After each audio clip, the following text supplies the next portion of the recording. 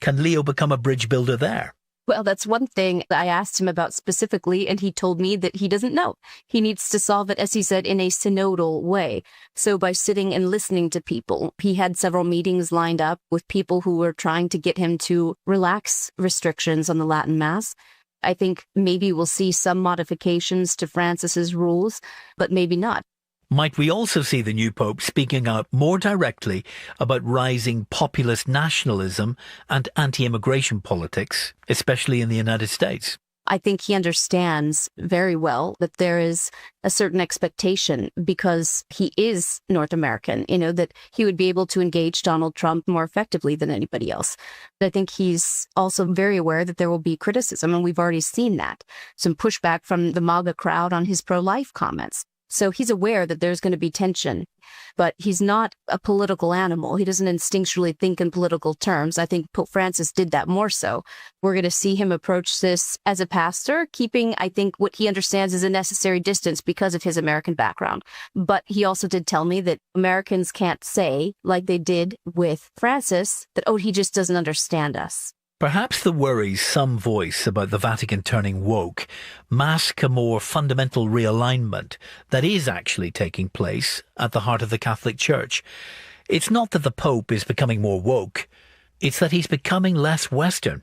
Well, I think what you touched on right there is key, that the Church is no longer an institution of the West. It is an institution of the global South. Increasingly, numbers of Catholics are dwindling in the West. But the Church is exploding exponentially in Africa, in Asia, and in Latin America. By 2050, something like 3/4 of Catholics in the world will be in the Southern Hemisphere. So what we're seeing is, I think, a response to a natural transition that is taking place in the Church itself anyways, which is maybe why so many Catholics have been unsettled by what Francis brought, because it was the first time really there was a non-Western perspective at the top. The fact that there have been 2 popes now with a Latin American perspective shows us where the Church is going. Let's return to our question. Is the new Pope woke? If woke means being politically progressive or driven by ideology with a tendency to cancel opposing voices, then no. But if it means being conscious of the structural injustices experienced by many in our world, privileging the poor, welcoming migrants, including LGBTQ Catholics, and striving to address the environmental crisis facing our planet, then Pope Leo may regard the term as a badge of honour. What seems clear at this point is that Leo is not a carbon copy of his predecessor, Pope Francis. He is not a partisan figure. Instead, Leo appears to be charting a more nuanced path, offering clarity in the way he articulates the historic Catholic faith while being open to dialogue and grounded in pastoral instincts rather than divisive politics. He is not leading the Church left or right, but forward, with a focus that reflects the shifting global centre of Catholicism. In doing so, he may prove to be neither woke nor anti-woke, but simply a pope for a changing world. This episode of The Inquiry was written and presented by me, William Crawley. The producer was Jill Collins, researcher Maeve Schaffer, editor Tom Bigwood, and technical producer Craig Boardman. That was The Inquiry from the BBC. I'm Saroja Coelho here. Good morning, Manitoba, and hello, Winnipeg. I'm Marcy Marcusa with our team at Information Radio. Thanks for joining us on CBC 89.3 FM, 990 AM on that app and on YouTube. So today, as we continue our march toward cooler weather, in Winnipeg, a 30% chance of flurries, a high of -3. Over in Brandon today, your high's -3 as well with cloud cover. And in Thompson, you're going to have some flurry activity today, and that should continue through the day. It is 3 minutes to 6. The morning show's on until 8:37. If you need us on the commute, you're going to call Corey at 788-3093. So far, so good, so early. Corey Funk's our show director as well. Whoop. bashing my mic around. Good morning to Abby Adeyemi, who's behind the controls today of the show. Abby is also going to be on the air covering the weather forecast. And hello, Darren Marash. Darren is our producer of our YouTube stream if you are watching the show live there. Let's go to Josh Crabb. If you're watching, you might see that he is already in our Studio 15 with our news headlines. Good morning. Good morning, Marcy. Rates of violence have surged in Canada on public transit, in some cases by nearly 300%, with Winnipeg leading the way. We'll bring you the numbers from a collaboration between CBC News and the Investigative Journalism Foundation. The city says clearing out big homeless encampments comes with big challenges.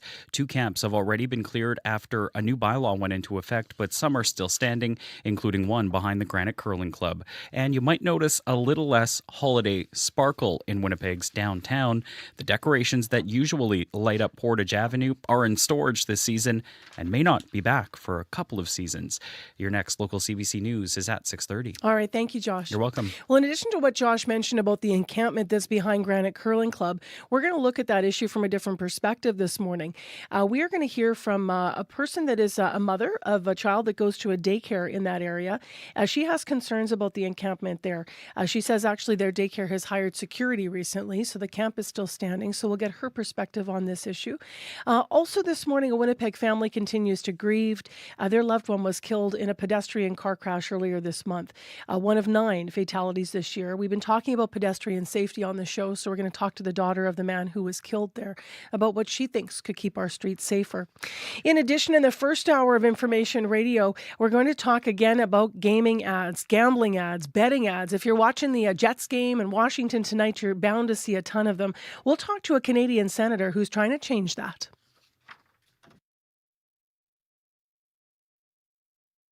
On cue. I'm Talia Schlanger in for Tom Power. Director Nia DaCosta's latest film is a creative remake of the Henrik Ibsen play Hedda Gabler. She'll tell you about making Hedda biracial and queer and why she loves showing black female characters behaving badly on screen. Don't I look happy?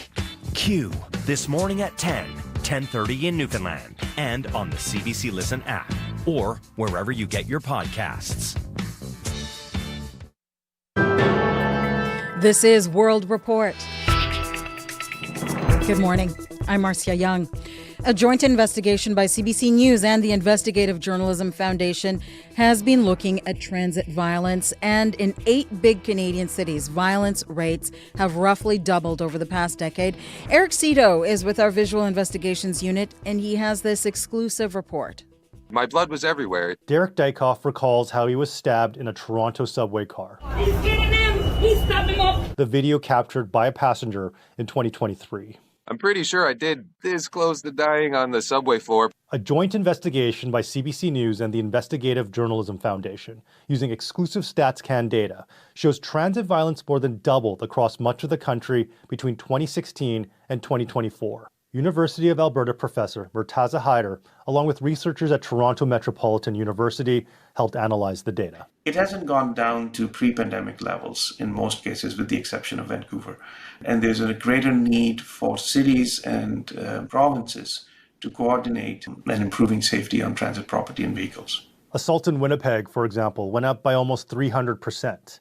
Edmonton, 260%. Freedom of Information incident data from the Toronto Transit Commission, or the TTC, also showed a similar uptick of violent crimes, including assaults, which are still well above pre-pandemic levels. And the results that you're sharing are quite striking. Brad Bradford is a Toronto city councillor. We all, as customers, as Torontonians, see that type of antisocial or criminal behavior on a day-to-day commute. The TTC says by their own metrics, incidents have gone down since 2023.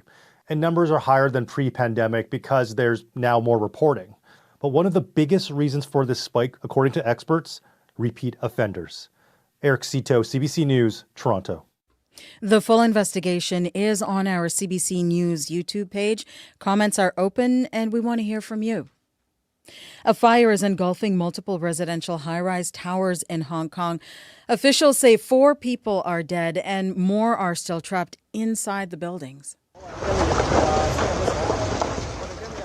Debris is falling off the buildings and smoke is billowing into the air. Fire crews are still trying to extinguish the fire. The residential housing complex is in Hong Kong's northern Tai Po district. It takes up 8 city blocks and contains more than 2,000 housing units. Prime Minister Mark Carney is about to announce new aid for Canadian steel and lumber industries. The measures are designed to aid workers and businesses as they deal with damaging U.S. tariffs. Let's bring in Janice McGregor from our Parliamentary Bureau. And Janice, what do we know about what's coming? Marcia, the Prime Minister actually foreshadowed this announcement in question period yesterday, signaling more help is coming for the sectors that have been hurting in this ongoing tariff war. There are sectors, the auto sector, the steel sector, the lumber sector, the aluminum sector, that are under pressure. We care. We're acting in those sectors. There will be announcements this week to further support.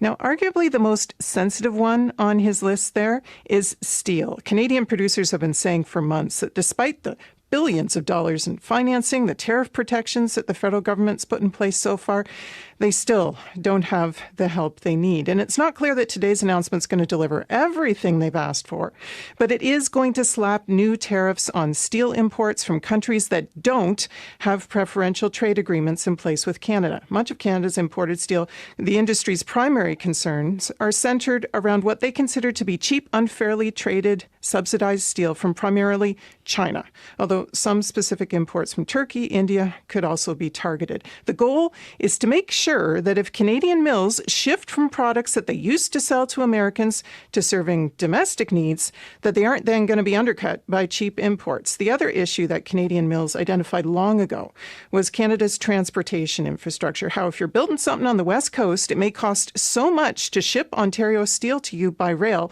that it's more cost effective to just import it. Today's announcement is expected to start subsidizing the cost of rail transportation, to remove the price incentives to use offshore steel.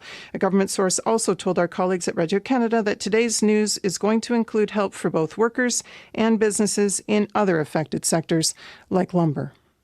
Thank you, Janice. You're welcome. The CBC's Janice McGregor in Ottawa. They're going to keep talking. They're talking to Russia now. Steve Witkoff is going over, and they're going to be meeting with President Putin. U.S. President Donald Trump speaking aboard Air Force One. He says progress is being made on the U.S.'s proposed peace plan for Ukraine. U.S. Special Envoy Steve Witkoff is expected to head to Moscow next week to discuss the latest developments. The visit has been confirmed by the Kremlin after Ukraine said it reached a common understanding on the core terms of the agreement. Trump says the agreement involves land concessions both ways. While the details of the amended agreement have not been released, the original plan called for Ukraine to surrender territory to Russia and limit its military capability. Heavy rain and cool temperatures are delaying efforts to start rebuilding in Gaza. Palestinians living in tents and makeshift shelters are now having to clean up after a downpour soaked their homes this week. On top of this, aid groups say humanitarian assistance is not entering the territory fast enough. The CBC's Tom Perry reports. A man in sandals hacks away at the muddy ground with a small shovel, trying to dig a shallow trench to drain away a vast pool of water near a cluster of tents after heavy rains drenched Gaza this week. We're struggling and in a difficult situation, especially in winter, says Mohammed Jandaya. Look at what the street looks like. Everything is destroyed. There's a flood and people can't move. The United Nations estimates more than 90% of Gaza's residential buildings were damaged or destroyed in the war. Rachel Cummings with Save the Children says aid groups are working to distribute tents and tarps, but the needs are great. It's really a desperate situation. And, you know, parents have shared with us how deeply upsetting it is for their children to be crying because of the cold, because of the wet, and there is nothing for them to do. Cummings says food aid is getting into Gaza along with commercial goods. Markets have reopened, though she says most people in the territory can't afford them. The World Food Program says it's been able to bring in roughly 2/3 of the food aid it believes is needed. The group is urging Israel to open up all gateways into Gaza to allow more aid to enter, though the Israeli government says aid is already flowing into the territory unimpeded. Tom Perry, CBC News, Jerusalem. Israel has identified the remains of the latest hostage returned by Hamas. They belong to Dror Or. The father and husband was killed while trying to escape his home in his kibbutz during the October 7th Hamas attacks. In exchange, Israel has agreed to release the bodies of 15 Palestinians. 2 Israeli hostages are still in Gaza. Hamas says it is searching for their remains. It has often been referred to as green gold, but the future of Newfoundland and Labrador's sea urchin fishery is uncertain. One of the province's last remaining urchin plants is now dealing with low-quality stock. As Troy Turner explains, its owners say the solution can be as easy as the stroke of a pen. And this year is probably the worst year we've had of all. Ethan Blake is a 23-year-old fish harvester who's been working in the sea urchin fishery since he was a teen. He wants to build a future around it, but the quality of urchins in his fishing area is low, and he's not permitted to harvest elsewhere. That's because Department of Fisheries and Oceans rules state he must stay in his own area, even though around most of the island, urchins sit untouched, unharvested on the ocean's floor. This is making business hard for Jerry Hodder, owner of the province's only urchin plant. In peak season, cargo jets fly 3 of his shipments a week to Japan. I got lots of urchins right now. In 3 weeks, I won't. It's all because of the way the resources is done. Nationally, the urchin fishery is valued at about $6 million.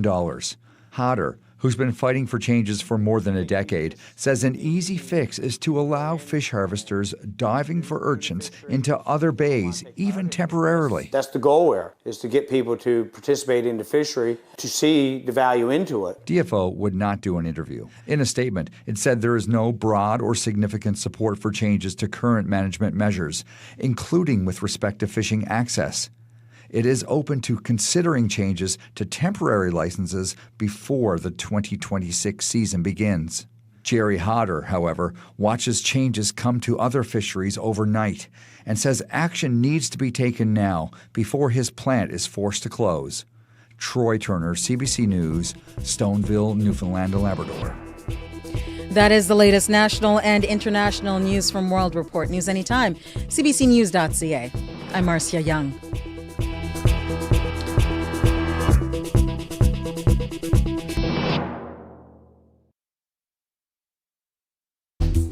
Well, good morning, everyone. Thanks for joining us here on Information Radio on CBC 89.3 FM, 990 AM on that app and on YouTube. In Winnipeg today, high of -3 coming our way. Abby will tell us more about that weather in a moment. Hopefully you had a great night. This hour on the program, typically if you want to see art downtown, maybe you go to the WAG, the art gallery. Soon you can see it at the Ledge. And it is significant because we're talking about Indigenous art. So what's in the works for a new show? We'll find out. Also this hour on the show, if you watch Canadian sports, maybe you're watching the Jets in Washington tonight, you are likely also going to be watching a whole bunch of betting ads. Gambling ads continue to grow, and we have a Canadian senator on this hour who wants to change that and ban them altogether, so we'll hear from her. And then coming up at 10 to 7 this morning, the 2026 Paralympic Winter Games are 100 days away. We'll take a closer look at the host city, Team Canada, and the athletes to watch. So stay tuned. That's all coming up. Right now, though, let's go to Josh Crabb, who is in our studio this morning with headlines about a way you might be getting to work. Right, Josh? Yeah, that's right, Marcy. New data shows Winnipeg has had one of Canada's fastest rising rates of violent crime on public transit. The figures show the overwhelming majority of violence occurs in and around the downtown core. One encampment resident doesn't know where she'll end up when her home is cleared away. The city's planning to dismantle it after a new bylaw went into effect. And if you're searching for some Christmas sparkle, you might see a little less of it along one of Winnipeg's major routes. We'll tell you why. Your next local CBC News is at 6:30. All right. Thank you, Josh. You're welcome. Well, people might be looking for sparkle. Others are hoping for the dusting of snow to make it look more Christmassy. And Abby Adiyemi's in with our forecast. Yeah, Hi. Marcy, we're still stuck with that 30% chance of light snow that has been brushing past us. But for folks in the Westman towards the Parkland region, they actually saw snow yesterday. It's still going to be another chilly and cloudy one across the province this morning. The southern part of the province, just a few flakes flying around, but the northern region really bracing for a good chance of a snow. We already have snow falling in Thompson and Churchill this morning. Winnipeg, we're sitting at -4. It's cloudy outside, expected to stay cloudy through the day with just that slim chance of flurries still coming our way. And then breezy northwest winds will keep the daytime high around -3. But be sure to bundle up because it's going to get chilly as you get into the day and towards the weekend. For the northern part of the province, we're looking at temperatures around -5 this morning. And for Thompson, we're seeing temperatures really staying around -10 to start the day with light snow and some, the winds might just blow things around. Churchill, we're looking at -12 there in that part of the province. Winnipeg right now, -4 and cloudy. All right. Thank you, Abby. Thank you. Corey Funk is in to give us a tee up on the morning commute. Yes. So far, nothing too wild happening right here in the south. Up north, if you are on the highway heading between Split Lake and Gillam, might be poor visibility with some covered conditions according to Manitoba 511. But if you do see something going on, if you're walking, bike, and driving, you can give me a call on the CBC commuter line. I'll let folks know what you're seeing out there. That number, 204-788-3093.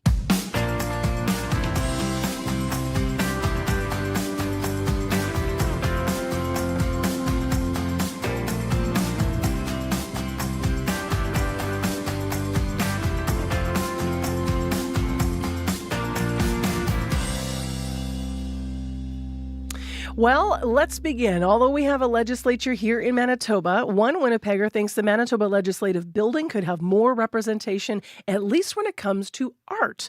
This is the art show I was referring to off the top of the hour here. Winnipegger Claire Normando is curating the Ledge's first ever Indigenous art exhibit. But they need artists. Claire spoke with Up to Speed host Faith Fundal. What made you want to take something like this on? You're a cultural studies student at the U of W. You've been the manager of visitor tours. Why this, of all things? Yeah, so I feel like it kind of speaks to both my professional and academic experience. So I finished the cultural studies curatorial focus last spring, and that really taught me a lot about curating, of course, and just kind of how to engage community in those projects. I've also worked in the building for 9 years now, coming up on 9 years in December. So that always felt like an absence that was there.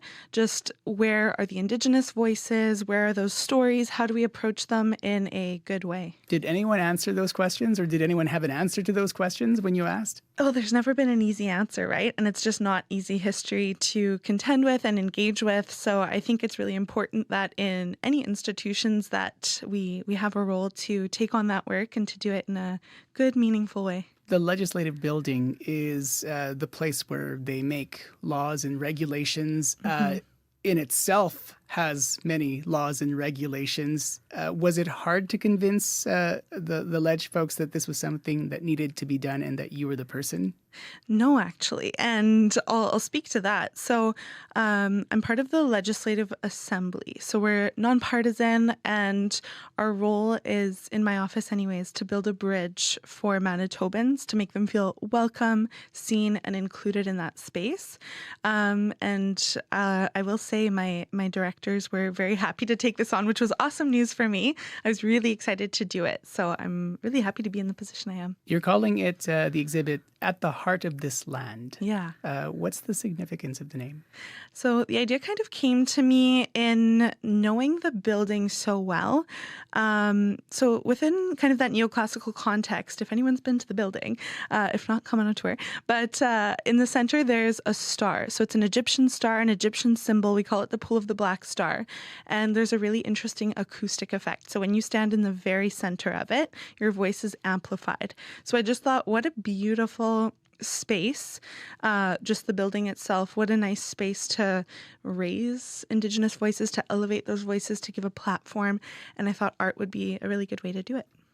In all ways, literally and figuratively. When did you discover this spot? When I was a tour guide my first summer, I guess, in training. So, I mean, I started out as a summer tour guide in 2017 now, which, oh my gosh. And yeah, so part of our training was just kind of learning about the building, engaging with the building. And I think that was my first impression of, okay, now where are the Indigenous voices? And then yeah, I'm very lucky to be the manager of that program now and to have the experience I do academically. And it feels like such a perfect marriage of all those thoughts I've had over the years. What kind of art are you looking for? We're really open actually to different types of submissions. So it could be painting, photography, sculpture, beadwork. Could it be music? It could, in theory, yes. It could be music, It could be video, and we'd find a way to display that. Yeah. You've had submissions open for a month now. What have you heard so far? What do you make of what the submissions have been like? Yeah, so we've gotten a few. We've gotten a lot of traction, artists with questions. So that's been really, really awesome. And now we're hoping to get more. We expect to get kind of a big influx at the end, the closing deadline, which is this Friday. So if this is new to you and you're listening and you know someone or you're interested, we would love to see your work. There's no prerequisite. You could be a career artist, a new artist, a hobby artist. So we want to see your work. What were you expecting when you put the call out? What were your expectations about who might, or the number of folks that might say, hey, here's the thing from me? I had and continue to have no idea what to expect. This is all new for me. My first big curatorial project outside of school. And I'm learning every single day. So we'll see what we get. I'm happy with whatever we can get and however community wants to engage with this project. Talk about what you hope the exhibit will do in the context of reconciliation and decolonization. Yeah, I hope it can offer a space to have discussions and to learn, to educate about the reconciliation process. In terms of the Legislative Assembly as an institution, as an entity, this is just a first step. We want to continue to engage in that work, and we'll continue to do projects like this in years moving forward. But I think in the cultural space, I think that's where my voice can be used for this, and I hope that it can help to bring light to these discussions in all areas. I'm hopeful that spot you were talking about that amplifies your voice, that you find something that can be put in that spot, because that's literally sounds like a really neat spot. It's a really cool spot. Yeah, so we originally wanted to have the show just in that space. And then in terms of accessibility, it's not accessible. So we wanted to make sure that we can adjust that space as necessary. So maybe in future, that would be really cool. And otherwise, it's still a feature in the building, and we'll point it out. But maybe we can work something out. We'll have to see, and we'll see what we get for submissions too. And of course, if people have never gotten a tour, I'm raising my hand. I'm going to be calling and coming for a visit. Claire, thank you for this. We should ask you, where can artists go to learn more about how to submit? Absolutely. So all of the information about this project is on our website. So if you just look up Manitoba Legislative Assembly, go to Visitor Tour Program, and there's a banner right at the top of the page, At the Heart of This Land. Click on it. There's a full info page, and submissions can be sent to an email address, which is exhibitions, EXHIBITIONS, at mbassembly.ca by this Friday. So that's Winnipegger Claire Normando in conversation with Up to Speed host Faith Fundal. Claire is the curator behind the At the Heart of This Land, the Indigenous art exhibit that they are hoping to put up at the Manitoba Legislative Building. Again, if you're an artist and you're listening, that deadline is on Friday. This festive season, there's one place to be with your holiday favorites on CBC. Whether you're a Grinch, hate, double hate, or full of cheer. Nobody's walking out on this fun old-fashioned family Christmas. No, we're all in this together. The season's best are waiting right here. The bell still rings for me, as it does for all who truly believe. For holiday joy from start to end, watch free on CBC. And CBC Gem. Well, tonight, speaking of watching, you might be watching the Jets face Washington tonight. And that means you're also going to be watching a lot of ads for online betting, which continue to increase in our feeds. Now, last year, CBC Marketplace reported during a broadcast, gambling ads were on screen about 20% of the time. Now, a group of senators wants to bring that number to zero. A letter addressed to the Prime Minister and signed by more than 40 senators is calling for a complete ban on all sports gambling advertising in Canada. To talk about it, we have one of the letter's authors with us. Senator Marty Deakin is with us, representing Waterloo, Ontario, as she is in Ottawa. Good morning. Morning. Thank you for having me. Thanks for being here. So why a full ban? There's been a lot of legislative efforts up to this point. Why are you calling for a full ban? Yes, and so those legislative efforts, that would be legislation that we have been working on for 2.5 years to develop a national framework to address advertising. And we were asking for, a reduction in advertising across the country and a standard. And that is still in process. That bill has been accepted twice unanimously in the Senate and is now in the House. And then while that is going on, this letter to the Prime Minister we sent, signed by 40 senators, asking for a full ban. And it was difficult to consider a full ban when I was doing a private member's bill in the Senate. There are some charter implications. We learned a lot from tobacco in the 90s and advertising. And we weren't sure if a full ban made it in the time that we wanted to get it into the House. It's there now. And then this letter says this is a serious issue. We're continuing to receive more data in Canada that this is very harmful, particularly for young adults, particularly between the ages of 18 to 29, who are have that fix to gamble over and over again based on the advertising. The Canadian Gaming Association, as you're aware, has responded to similar criticism in the past by pointing out that the sports gambling advertisements are decreasing and make up a relatively, they say, small portion of the ads on television. They say they're heavily regulated, and they say to blame problems with gambling on them would be, quote, naive. What's your response to that? Thank you. And I do certainly respect the work of the Gaming Commission, and we do communicate and listen to different perspectives. The reality is Ontario has chosen to allow multiple private sector operators. And what this does is it pits each operator against each other and need for the drive for lots and lots of advertising. These operators are buying media time wherever they can, including national media, sport broadcasts, whose signals spill over into other provinces where they're not licensed to operate. And it's the number of ads, but also the placement of ads. Broadcasters are offering all sorts of betting advice during a match. And the revenues, they did have a dip, but as soon as sports came back in the fall, the revenues are back up significantly. So either more people are betting or the same amount of people are betting more. When we look across the country, it's a patchwork. We have alcohol and tobacco have national advertising regulations. Why would sport betting be an exception when the harms continue to be improving? Our celebrities are still out there. Our kids love these celebrities, even though there's a statement at the end. They are very, very hooked into the belief of success. You mentioned tobacco and other regulations and questioning why we're not following suit in the same way with gaming and gambling. Why target the ads and not the gambling companies themselves? Yeah, and so in targeting the ads, what we're doing is we're trying to go back. We had this bill in 2021 where in Canada we legalized single sport betting, which opened this. And that single sport betting we did for a number of reasons that we were trying to address with respect to black markets and out of country, a whole bunch of things. But we didn't address the advertising. And so as a senator whose job is to make these bills the best they can be, we're trying to address it from that perspective.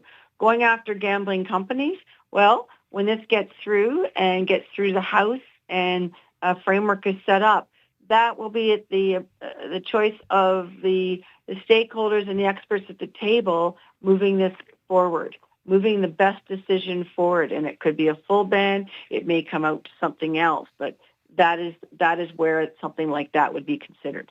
Have you heard back? You have not heard back from the Prime Minister yet. Do you think that he'll support a ban? Do you have any sense of how the response is going to be from him or what the response might be? I would hope, and I hope response would be that recognition absolutely of the growing concern of this and the commitment to trying to move forward on this as soon as possible and get the right people at the table to move forward with the best decision that works to address the health of this the health of our young people. I know your letter is calling for CRTC regulation. Would ads on social media also be targeted? That could very well be, and that's where we look at the table and who's at that table and how we can be addressing that. When there are some things that could be, I understand, that can be blocked, and there are ads, as you know, everywhere.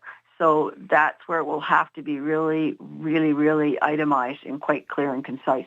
Thank you for telling us about your ask in the letter, Senator Deakin. Appreciate your time today. You take care. Have a great day. You as well. That's Senator Marty Deakin, representing Waterloo, Ontario, joining us this morning from Ottawa. Sometimes marketing isn't obvious, like when 40 specialists talk turkey every December, or why a thirsty English band chose a moody name, Nights in white satin, or how an American came to coach a UK soccer football team. I've never met someone that doesn't eat sugar. Hiding in plain sight. It's all marketing on Under the Influence with Terry O'Reilly, Thursday morning at 11:30, 3:30 p.m. in Newfoundland. And on the CBC Listen app. Cloudy across southern Manitoba and the west. It is cloudy in Winnipeg and in Brandon. It's -4 in both cities. Thompson with some light snow falling. It is -10. That's about as cold as we're getting here in the province this morning. And as we head into the holidays, this is not a good news story. New data this morning reveals spending will be a decisive moment for many Canadians because there's a renewed rise in missed payments. So if you're already missing payments, how are you going to be handling holiday spending?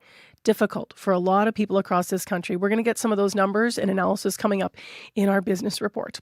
Well, speaking of things that try to help and bring community together for the season and also just to sort of share the wealth, as it will, we are going to be at the Light Breakfast on Friday, broadcasting live. Local investment toward employment. Corey Funk is in. We at first weren't going to be there live, and then we thought, why don't we take the show on the road? Let's go. I know you're emceeing, and let's make it happen. Seems like a good time. I've never been, but you've been a lot. It sounds like a vibe. I'm very excited to share this with you, and also you'll be sharing the show because Corey will have to take over here on the microphone on air when I'm on stage. This used to be at the Indian Métis Friendship Center years ago. It's moved around a bit. Now it's on Pritchard at the Ukrainian Labor Temple, which has been beautifully restored. We're actually going to hear about that Friday. But it really is just a chance to come together. Yes, have pancakes and see some entertainment from Folklorama. But the whole point is to fundraise for their hamper program. That quote really stayed with me. We had the Light organizer on yesterday, and he said, we can feed fewer families properly. I'm getting this close to correct, properly, or more families, insufficiently. And that's just because they can't keep up with all of the need. Their partnership has changed this year and food prices, all of it. So Friday will be really important to get together in maybe a different way as well. But it's just really a lovely time. A lot of people make it an annual thing. Yeah, looking forward to it. Yeah. So Corey and I are there live on Friday, and you can be as well. You can go to LITE for more information. Business news after your CBC Winnipeg news. This is CBC News. At 6:30, it's cloudy and -4 downtown. Cloudy and -5 in Dauphin. It's also -5 with light snow reported in the Paw. Good morning. I'm Josh Crabb. New data shows Winnipeg has seen one of Canada's sharpest rises in violent crime on public transit. Between 2018 and 2024, assaults and other violent incidents nearly tripled.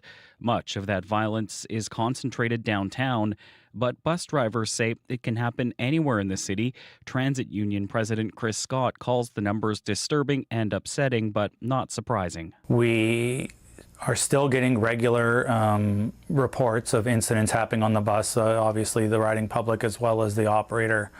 And it just demonstrates how much more work we need to do to make transit service safe in the city. Scott says the city's new safety teams and fare enforcement have helped at times, but operators are still reporting escalating violence, including weapons and threats. You can see more, including maps showing where incidents occurred, on the CBC Manitoba webpage. The city says clearing out big homeless encampments comes with big challenges. The new bylaw prohibiting encampments in certain spaces went into effect last week. The city says 2 camps have already been cleared, but some are still standing. Greg McPherson from the city says there are 15 people living in the camp behind the Granite Curling Club, and finding them a place to stay is a major hurdle. The number of units that would be required for that site is fairly substantial. We want to be sure to make people those good offers and have something in hand when we visit them and ask them to move on. We want to be able to support them in that move. So I think it's more complex than I wish it was. McPherson says the city is trying to balance the needs of the people living in the encampments with the needs of the community living near them. A man accused of sexually assaulting a nurse in a hospital parkade earlier this month had recently been released from custody during a sentencing where a judge said his case felt hopeless. Court heard the man is homeless and struggles with schizophrenia and drug addiction. Criminologist Frank Cormier says the case highlights gaps in resources for people in those situations. The fact that a person in that situation is running afoul of the law is not at all surprising. The criminal justice system appears to be completely out of tools for how to deal with this. Court heard the man previously had housing but burned those bridges after leaving the door open and letting strangers in. Cormier says having more secure housing options for people who need it could be a step in the right direction. Prime Minister Mark Carney will announce new aid measures for steel and aluminum industries today. Sources tell Radio Canada that Ottawa will limit imports of foreign steel from countries that don't have a trade agreement with Canada. That could bring $854 million back to the Canadian industry. Costs to transport steel from one province to another will be reduced by 50%. Ottawa will also announce aid programs for steel and lumber to help workers and their companies. One of Canada's greatest curlers is mourning a woman with whom she shares a surname and a spot in the record books. The family of Colleen Jones announced yesterday she died from cancer at the age of 65. Manitoba's Jennifer Jones was 14 years her junior, and although their teams were often competitors, the two skips quickly became friends. Jennifer Jones says she was heartbroken to hear of Colleen's death. Colleen had a magic, a sparkle about her, and there was nobody like Colleen. I remember the first time I met her, she made me feel as welcome as if I'd known her for 100 years. And that was the quality of Colleen that I think was the most special. It's just how she made you feel like you were a part of her family. Colleen Jones led her teams to 6 Canadian championships and 2 world championships, the exact same totals her friend Jennifer went on to achieve. And finally, if you're searching for some Christmas sparkle, you might see a little less of it along one of Winnipeg's major routes. The lights, shaped like angels, stars, and snowflakes that typically flank Portage Avenue, are in storage. The poles the lights are usually attached to are old and need to be replaced. Derek Reish says their absence will be hard to ignore. He's the person in charge of the city's festive displays. I'm sure as the snow hits and people start to get into a bit more of a festive mood, they might start to notice because they're really a landmark display that's been up for quite a long time. Reish says it could take up to 2 years until the lights are back up. And that is the CBC News from Winnipeg. Your next local news is at 7:30. All right. Thank you very much, Josh. You're welcome. Josh Crabb is filling in for Heather Wells in our CBC Manitoba News Department this morning. He will be with us throughout the morning. And as he mentioned, all news anytime as it develops online as well at cbc.ca/Manitoba. Abby is here now with our regional forecast. Abby. Yeah, another cloudy day across the province this morning. The south will see a few flurries, while northern regions, that good chance of snow and windy conditions will continue. Winnipeg right now, we're still at -4. The Forks, similar conditions we've seen at the airport. We will see mainly cloudy skies, just that slim chance of flurries in the city today with a breezy northwest winds to keep things, just get our highs, stay steady around -4. It might get to -3 later in the day, so don't expect much today. This is what it's going to look like for the whole of the day. For the Pembina Valley region, from Modern Winkler out to Morris down to the U.S. border, similar conditions we're seeing this morning, -4s and -5s. That's what we're seeing in the Sprague area. Temperatures only will get to about -2 later. Also, breezy winds and a slip chance of flurries in the forecast. Brandon, the rest of the Westman region, we're looking at cloudy conditions there. -4 there, pushing to a high about -3 later in the day. In the Parkland region, from Dauphin, tracking it towards Russell, we're looking at cloudy conditions, -5, light winds, highs expected to be near -3. Also, in the Interlake region, Gimli and surrounding communities, cloudy morning, -4 to start, a slim chance of flurries in the forecast, breezy highs of -3 later in the day. For the powerfully influenced surrounding communities, we're seeing temperatures hover between -6 and -5 this morning. Temperatures will hold steady and a few a slim chance of flurries for you today. For Thompson, Gillam, just tracking it towards Lynn Lake, we're looking at minus 10s and minus 12s in that part of the province towards To-Do Lake this morning. And we will see just the temperatures holding steady. We might get to minus 13 later with those gusty northwest winds coming your way, keeping you high around minus 13. That's for Churchill, rather. But for Thompson, you'll see temperatures reach minus 7 today. For Churchill, we're at minus 12 right now, and you see your temperature get to minus 13. It's going to be windy there. So it's more like a cloudy, cold conditions and a chance of light snow in most parts of the north this morning, while the south will just have that slim chance of flurries in the forecast. Winnipeg right now, minus 4 and cloudy. All right, thanks, Abby. Thank you. Corey Funk is in now with a look at the commute today. Yeah, just one issue to keep an eye out for on Pembina and Kirkbridge. A collision has knocked down the traffic standard right there in the intersection. So the lights are still working, but on the westbound median lane on Kirkbridge, it's blocked by repair crews, which are on scene working on that. So you just want to use caution when you're going through there. No delays yet, but might just throw you off as you're going through. Other than that, though, if you see something else going on, if you're walking your bike and you're driving, you see something, you can give me a call on the CBC commuter line. That number, 204-788-3093. All right, thanks, Corey. Thank you. 6:38 a.m. on 89.3 FM, 9:90 a.m. on that app and on YouTube. And Crystalie Ramlichan's here with our business news. Good morning. Hey, good morning, Marcy. So this is kind of upsetting, actually, what you're going to start with, because we're heading into the holidays. People typically want to, share, maybe spend, maybe buy more. But this will be a decisive moment for a lot of Canadian families. Can you break down why? Yeah, that's because there is a renewed rise in missed payments, with almost 1.5 million people missing a credit payment in the third quarter. So that's 40,000 higher than the previous quarter. And the average non-mortgage debt per consumer is higher than a year ago at more than $22,000 now. And that's all according to Equifax Canada's latest report. Now, earlier this year, there were signs of stabilization, but new data indicates renewed stress, especially in younger households and with homeowners in urban centers. So Rebecca Oakes is a senior VP at Equifax, and she says financial stress remains greatest among younger people 18 to 35, with 1 in 20 missing a credit payment during Q3. Things like unemployment levels for younger consumers were on the rise. I know in the last month, we've seen that kind of come down a little bit, which is a little bit of good news, but they're still pretty high. So if you haven't got a job right now, cost of living is still really high, food prices and gas prices and all sorts of things that kind of fall into our cost of living are still higher than they were, a few years ago. So still quite a difficult time of year and period for particularly younger consumers who have less savings, less buffer to really help them out. And missed payments were concentrated among non-mortgage households. So 84% of the consumers who missed a payment do not hold a mortgage. Let's go to something completely different in your report today. Campbell's is facing some online backlash, and an executive for the company is now on leave. What's happened?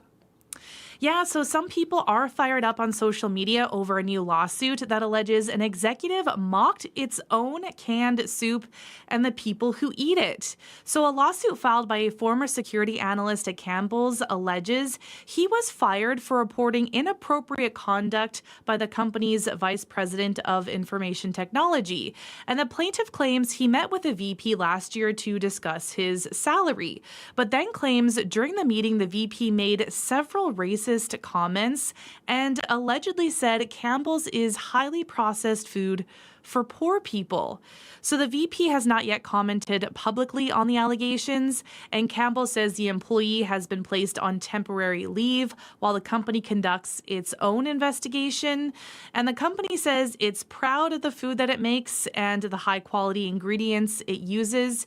And, this lawsuit comes to light as many people are struggling amid rising prices. Food costs have been soaring for more than a year now, with grocery inflation generally trending upward since April of last year. Your final story today is about how the beverage industry is changing. How? Yeah, so there is more demand for health-conscious and non-alcoholic drinks, according to a report from the Conference Board of Canada, which was funded by the Canadian Beverage Association.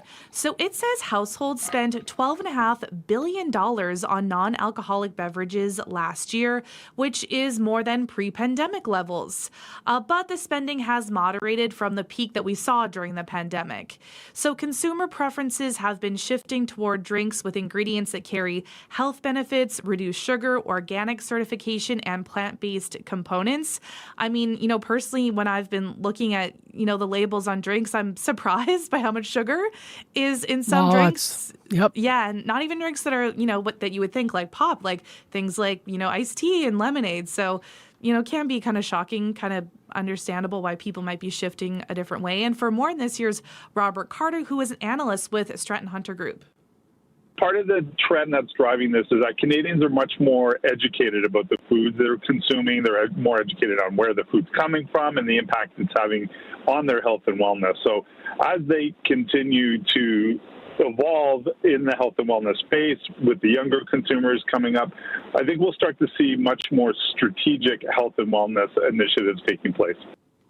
And the report also estimates that the non-alcoholic beverage sector added $5.8 billion to Canada's GDP last year and supported thousands of jobs. Thank you, Crystalie, for the report, and we'll talk to you again tomorrow. Okay, thanks, Marcy. That is Crystalie Ramlicam with our business news. Now, she was talking there about non-alcoholic drinks. We're going to be talking about alcoholic drinks in the next hour, also about cannabis. Have you heard the term California sober? It means that using softer drugs like cannabis to help avoid other more dangerous drugs like alcohol are on the rise. But there's never been a lot of study into this until now. So there is new evidence that examines that idea of being California sober. That's our medical column, Dr. Raj Bhardwaj, in the next hour.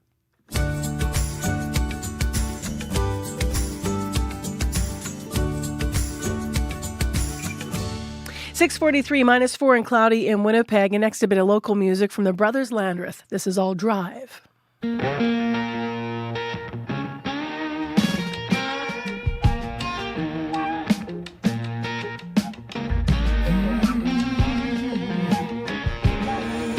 a 5 o'clock Friday, gassed up, getaway, Chevrolet sitting in the driveway. Leave a note on the table so long, see you later somewhere out there on the highway.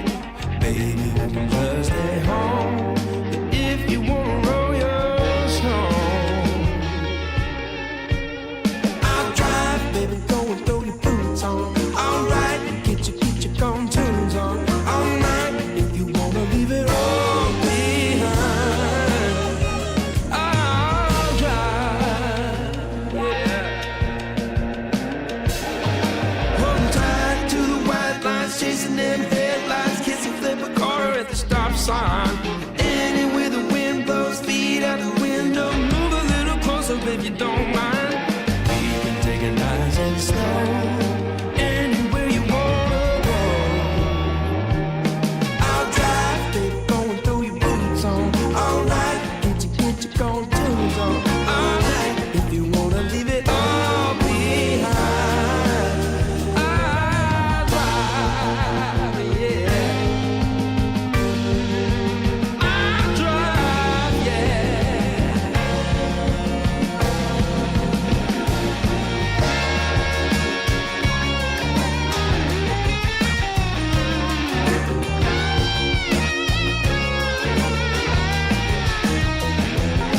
I'll drive, baby, go and throw your boots on. Alright, get your gone tunes on. All night, if you wanna leave it all behind. I'll drive, baby, go and throw your boots on. Alright, get your gone tunes on. All night, if you wanna leave it all behind. I'll drive.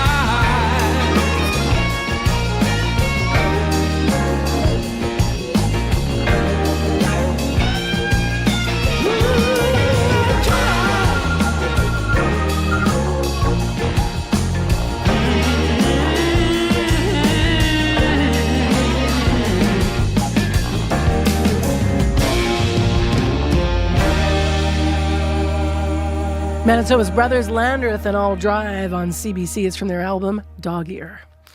Thanks for joining us. Well, speaking of driving, if you are driving around Onanol and that kind of area this morning, Clear Lake, where it starts to get hilly, it's like the probably the whole province is flat, and then you go there and go, oh, for us it's hilly.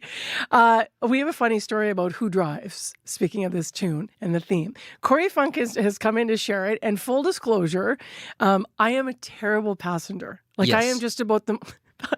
See, when we go on trips, Corey and I, and we often go for work on these trips, there's always this question about who's going to drive.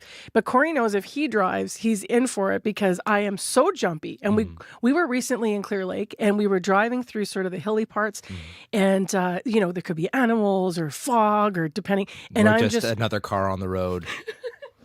And I'm so nervous all the time. And then Corey shares this story with me, which I thought was because super funny. I think you make up for your nervousness a lot by talking a lot in the car, and so I don't want to age this for you, Marcy. Age it, do it. Everyone knows old man. Yeah, okay. So I actually grew up listening to you on my way to high school. I had a bit of a commute with my mom, and she would drive. We'd be on our way, and my mom would always be talking to me about like, oh, what are your plans? Like, what are your plans for your life? Let's talk about those things. I'd be like, classic teenager. So what I would do to kind of signal, hey, Mom, please, I don't really want to talk to you right now, I would turn up the radio, which was you. In the morning, turn up Marcy. Turn up Marcy. And then, and that was the go-to move. But then now all of a sudden, like fast forward, whatever it is, 20 years, I'm sitting in a car with Marcy Marcusa, chatting my ear off. And because I'm nervous. And I have my instinct is to reach for the radio, but it's just Marcy. It's just more Marcy. And you can't turn me off. I'm in like a Twilight Zone. Maybe I just call my mom to pretend to talk to her just to turn you down. So now I'm stuck here in this. Yeah. I thought that was the best story. By the way, Corey and I are going to be hitting the road again, and maybe I should drive. Looking forward to it. Should be so fun. Maybe I should drive. Yeah. So just a bit of a preview here where we're going next. So often when we're on the road, it's for Communities in Focus to shed light on your community or your city. CBC Manitoba sends teams to cover things. We were just up in Flin Flon where we didn't drive. We flew. Corey was very happy. We will, though, be driving to Brandon. We get so many of you writing to us and asking us, when are you guys coming to Brandon InfoRad? That's going to be next March. And we are planning actually not just to do one show from Brandon, of course, whole city of stories. We're going to be there for a little while, potentially even a whole week of programming here and in morning shows. So live in Brandon next week, if you already want to start weighing in and writing to us with story ideas. Not next week. Oh, sorry. Next year. Yes. Next spring. If you want to start already writing to us, though, about story ideas, issues, fun things, serious things going on in your city, 788-3205 is where you can call us. You can write to us at radio893@cbc.ca. CBC Gem is your ultimate sports destination. It's free, it's live and on demand, and it's everything you need for a summer full of edge-of-your-seat sports action. Experience exciting leagues featuring elite athletes in the Wanda Diamond League, the new Northern Super League with top women's international and Canadian players, and a whole lot more. Watch free on CBC Gem. Well, speaking of watching, we are now officially 100 days away from the 2026 Paralympic Winter Games in Milan Cortina, Italy. For athletes, that time's going to fly by, a quick sprint to the opening ceremonies. The rest of us have an equally important job, though, to bring the excitement and cheer Team Canada on, whether that's rinkside or from your living room. For a closer look at the Games, we have Steph Reid with us. She's a 3-time Paralympic medalist. She is also part of CBC's Paralympic broadcasting team. She's joining us today from the UK. Hello there. Good morning. So tell us a little bit about what we're in for the 50th anniversary of the Paralympic Winter Games, actually. It is going to be so exciting. I think my absolute favorite thing about these games is that for the Winter Paralympics in general is that for most of history, if somebody with a disability, say an artificial leg or a visual impairment or a spinal injury said, I want to do sport, I mean, the last thing that you would think to do is to send them down a mountain skiing at crazy speeds or have them body checking each other on a sled in sledge hockey. But that is exactly what you're going to see at the Paralympics. And there's going to be athletes that have to have both incredible skill technically. They have to be fearless. And do you know what? They have to be a little bit crazy. Tell me a little bit about your experience as a competitor. 100 days out, what might the athletes be feeling, and what does the prep look like? Because as I said, this will go by very quickly for the athletes. It's so interesting to look at it now from the perspective of a broadcaster and a fan, as opposed to when I was competing. Because right now, for me, as a fan, this is so exciting. You know, I'm digging into the stories and reading about the rivalries and looking at the different venues. However, I know that if I was an athlete, the 100-day countdown mark would simply pass by as any other day. And, you know, sure, maybe I would take a small moment just to smile and think about how exciting it is that I'm about to live out this dream and this goal that I have had for years and years. But then I would have to shut that door because there's still work to be done. And I just have to focus. And that's a skill that all athletes have to have. In addition to being technically sound, you have to be able to control those emotions in your environment. What are you watching, like in terms of, you said rivalries and athletes, so who are you watching and excited to see? Oh, well, I don't think that we can talk about rivalries without mentioning sledge hockey. Now, Canada has done really well in the past 2 Winter Paralympics. They have won silver. However, the USA has taken gold the last 4 times, and it is high time for someone else. And the good news is that the last time Canada won the gold was actually in Torino in 2006, 20 years ago. So it feels like a really good sign that Canada is going back to a country where they've had lots of success. You did cover the 2024 Paris Summer Games as a broadcaster as well, Stephanie. Tell us a little bit about those games, because they were huge in terms of both viewership and hype. How hopeful are you that things can be matched in Milan? Oh, you're right. They were huge. It was so exciting. It was it was the biggest games ever in terms of coverage around the world and views and audience members hit. And I just hope for more of the same at these Winter Games. I think one of the most exciting things about parasport right now is its rate of growth and the amount of interest in the sport. And, you know, why wouldn't you be? Why would you not want to tune in and watch a visually impaired skier fly down a mountain at 100 kilometers an hour with a guide in their ear, simply with a 2-way headset telling them which way to turn? It is crazy and it's exciting. But the thing is, as an audience member, as a fan, you can't fall in love with a sport that you can't see on a regular basis and that you may not understand. And so that is exactly what's going to happen at these games. And it's just going to help these sports grow even more and these athletes become household names. All right. Thanks for this morning, Steph. Appreciate your time. My absolute pleasure. That's Steph Reed, part of CBC's Paralympic broadcasting team, 3-time Paralympic medalist. And remember, we're going to be getting up at 2 a.m. Well, we're already up in the morning show to bring you that live coverage. And you can check it out online on all of our platforms once the games begin.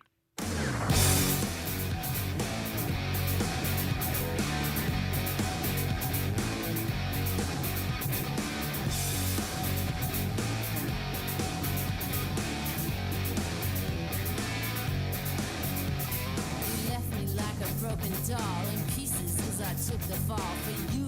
You don't chomp, you left me free falling like space junk, burning up in the atmosphere of life.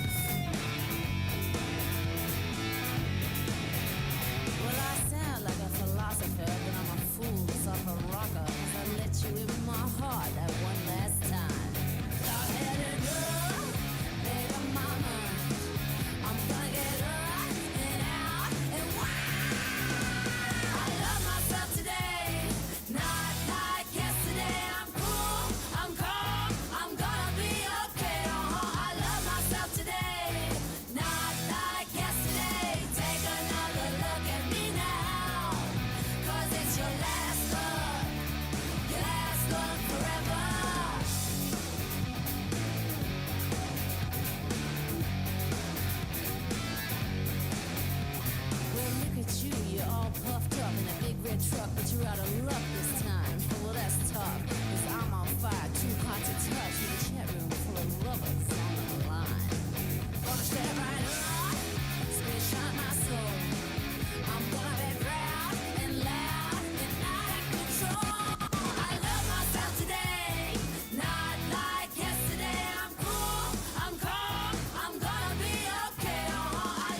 Just giving you a little hit of Biff Naked this morning. Why? Well, in case you missed it, she was on our morning show within the last week here. Originally from Manitoba, she talked a great deal about her friends and family here. And why? Because there's a documentary out about her life. There's actually going to be a film coming out about Biff Naked's life as well. She's not sure who's going to play her yet. But in case you missed that interview, you can check it out now on the CBC Listen app where it is now posted. It is 4 minutes to 7 o'clock, and Josh Crabb has popped back in. He's filling in for Heather again today and has headlines. Good morning. A man accused of sexually assaulting a nurse in a hospital parkade earlier this month had recently been released from custody during a sentencing where a judge said his case felt hopeless. Rates of violence have surged in Canada on public transit, in some cases by nearly 300%, and Winnipeg is leading the way. And one of Manitoba's greatest curlers says her heart is broken. Jennifer Jones says she was heartbroken to hear of Colleen Jones' death. Colleen's family announced yesterday she died from cancer at the age of 65. Your next local CBC News is at 7:30. It's been a very sobering week. Ian Ross, 57, Colleen Jones, 65. Just all of these people that have contributed. Ian here in Manitoba, Colleen across the country. You could argue Ian across the country too, but I mean, yeah, absolutely. Yeah. That news yesterday and was all over the place, Just but really sad. Yeah, staple of Canadian curling for Totally. sure. So, thank you, Josh. you're welcome. We will have more and hear more about that actually on Morning Sports coming up with Scott Reguer. Also, in the next hour of the show, we're going to build on what we've been hearing about encampments and the enforcement. A Winnipeg mom says she's concerned about an encampment in Mostyn Place Park. That's across from her child's daycare. That encampment is still there. She wants to know why the city hasn't stepped in to tear it down. And she says she's now seen security that has been hired by, she believes, her daycare to be dealing with some issues. So we're going to talk to her in the next hour of Information Radio. Out of the transit report, we have the Amalgamated Transit Union on to respond to those stats that Josh just brought forward about the violent incidents. We will also, in a moment on World Report, hear across the country what those numbers look like when it comes to safety on transit. And then at 7:40, our medical column is on. Have you heard the term California sober? It usually means that using drugs like cannabis to help avoid alcohol is the trend. But is it safe? And does it actually happen? If you use more cannabis, are you actually decreasing alcohol? And is that a good trade-off when it comes to your health? We're going to talk to Dr. Wardwash in the next hour. That's our medical column at 7:40. Right now in Winnipeg, -4. Our high today is -3, so we're not going to move much. We do have a chance of flurries. And in traffic, Kirkbridge and Pembina, it could be a problem there where you're going down to one lane if you're westbound, I believe. Pardon me. Northbound, I believe. Kirkbridge and Pembina, watch out. 788-3093. World Report is next.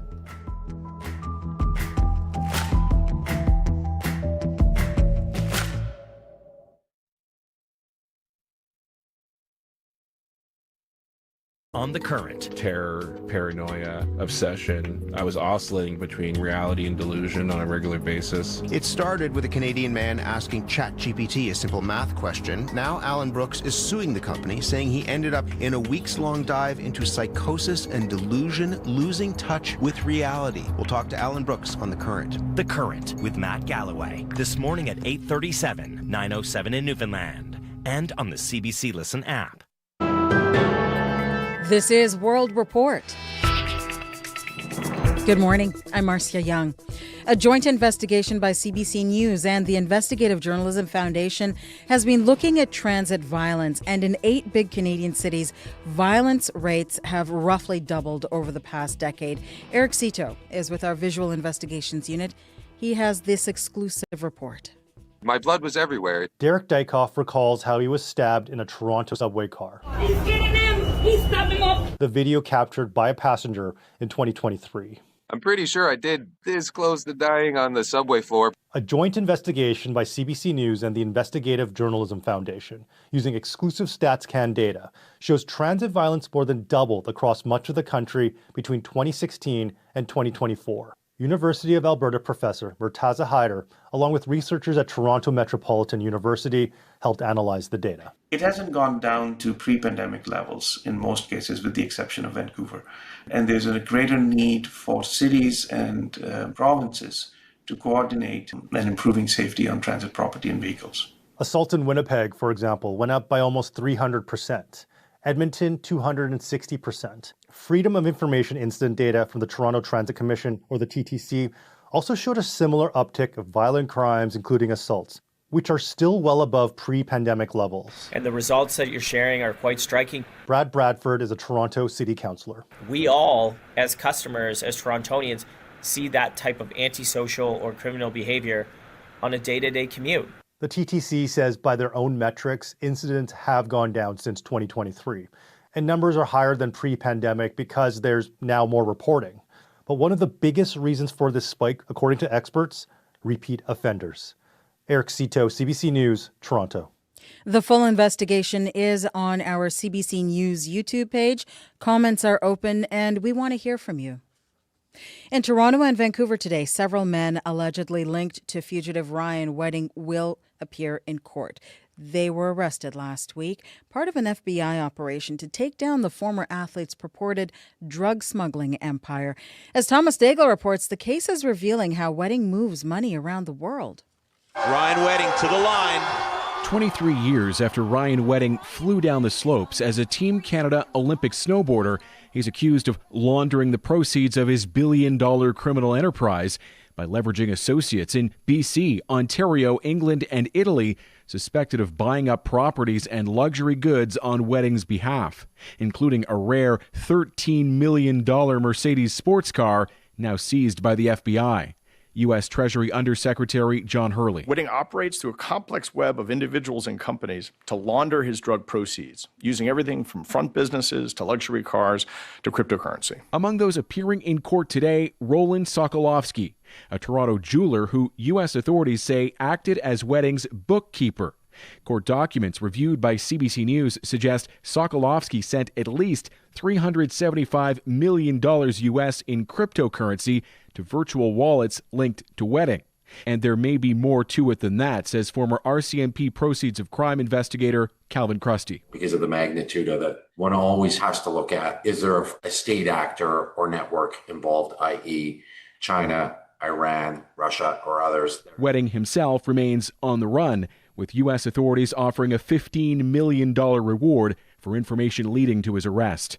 Thomas Daigle, CBC News, Toronto. The son of former Brazilian President Jair Bolsonaro says his imprisoned father is suffering psychological torture, and the pressure of house arrest caused him to tamper with his electronic ankle monitor. Se aprovada uma lei da anistia, ela cessará. Eduardo Bolsonaro says an amnesty law that would boost politicians' immunity would improve his father's state of mind. Brazil's Senate is considering such a bill, but thousands of people have taken to the streets in protest. In the meantime, the ex-president is staying behind bars. Yesterday, Brazil's Supreme Court ordered Jair Bolsonaro to begin serving a 27-year prison sentence. He was convicted of plotting a coup after he lost the last election. U.S. Special Envoy Steve Witkoff will meet with Russian President Vladimir Putin next week.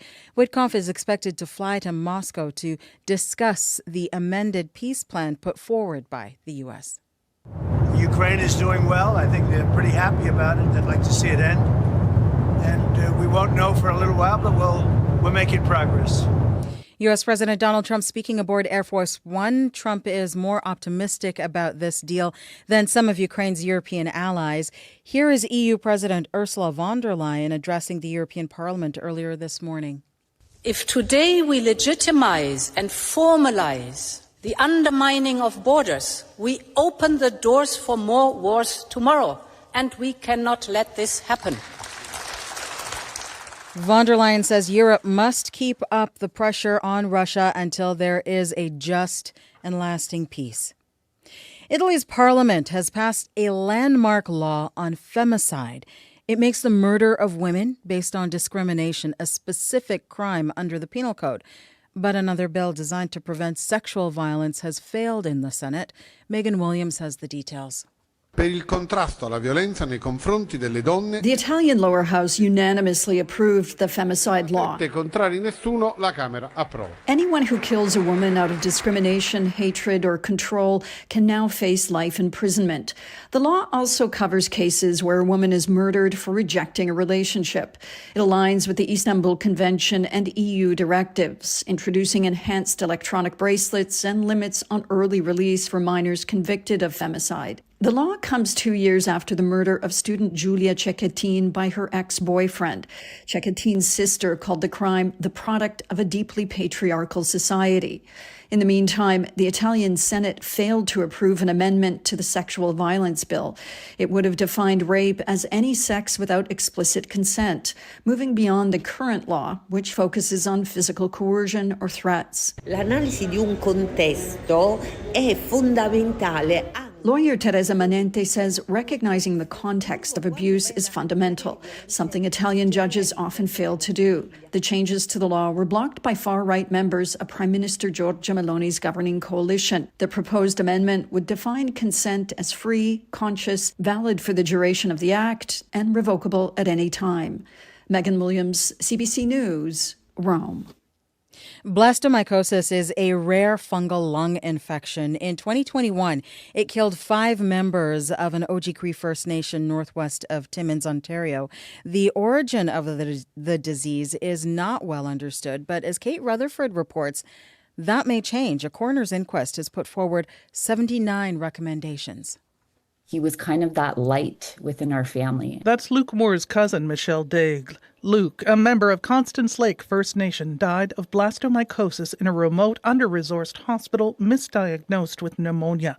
His father, Arthur, is a former chief and pushed for the inquiry. The people are awakened by the process of inquest. He testified how he and others, fearful of language barriers and cultural misunderstanding locally, often traveled hundreds of kilometers to bigger hospitals. The jury's first recommendation, a call to all levels of government and healthcare providers to provide fair access to healthcare to Indigenous people without discrimination. Blastomycosis killed 4 other people. Somewhere, somehow, they had breathed in invisible fungal spores that inflamed their lungs. The recipe for the spores, an unpredictable mix of heat, nitrogen, possibly feces, decaying wood, and wet soil. Another recommendation, environmental cleanup of decades-old debris from sawmills in and near Constance Lake. The NDP MPP for the riding Mushkegowuk-James Bay, Guy Bourgoin, says Constance Lake has long called for such changes. It's unacceptable that communities have to go through this process or people have to lose their lives to get people moving. Levels of government say they're reflecting on the non-binding recommendations. Kate Rutherford, CBC News, Sudbury. A lot of people want to own a piece of Canadian history these days, and auction houses are providing plenty of opportunities. Here's a hint about the latest. Sundown, you better take care if I find you been creeping round my back stairs.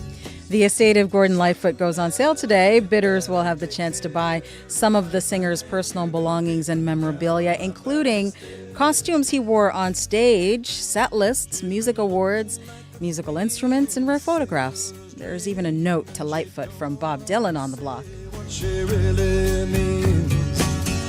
Sometimes I think it's a shame when I get feeling better. That is the latest national and international news from World Report. I'm Marcia Young. It's a shame when I get feeling better when I'm feeling no pain.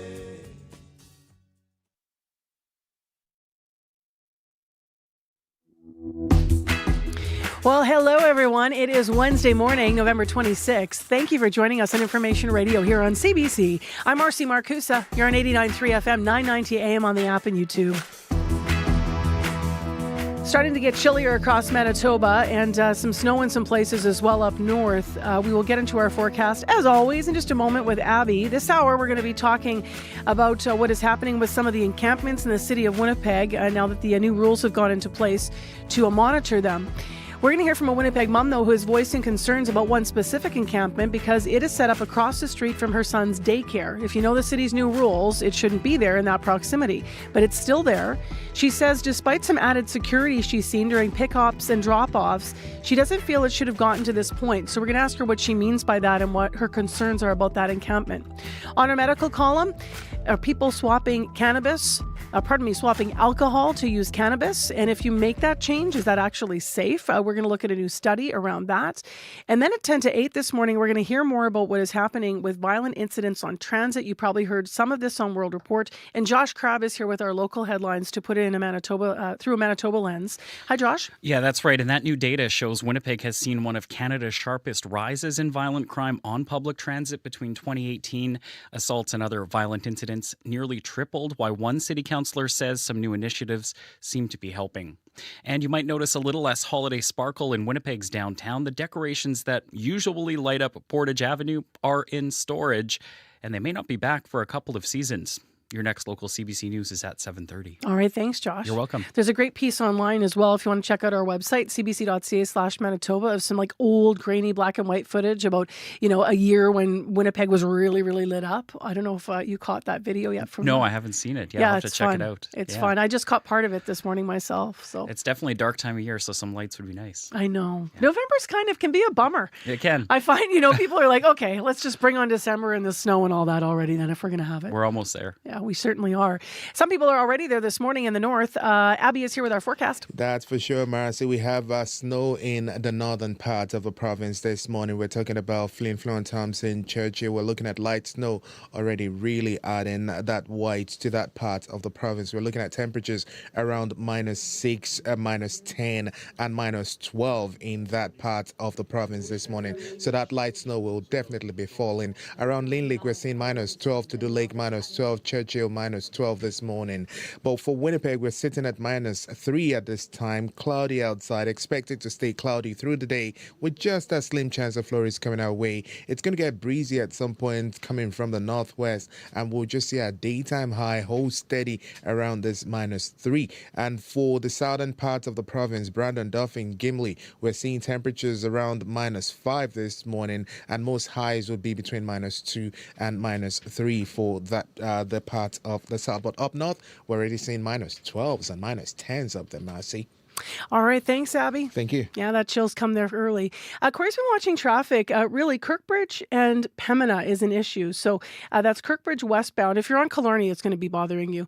That is in that Fort Garry neighborhood. So if you want to report anything else, whether it's in the city of Winnipeg, in your city, maybe Brandon or Thompson, or maybe you're in Winkler or Steinbach, or any other community in Manitoba or from the highways, let us know how things are going. Yesterday morning, we had some slippery spots and partly covered conditions that were causing issue, especially in western Manitoba. So not sure what all of that's looking like today. You can update Corey on the commuter line, whether you're walking, driving, biking, at 788-3093.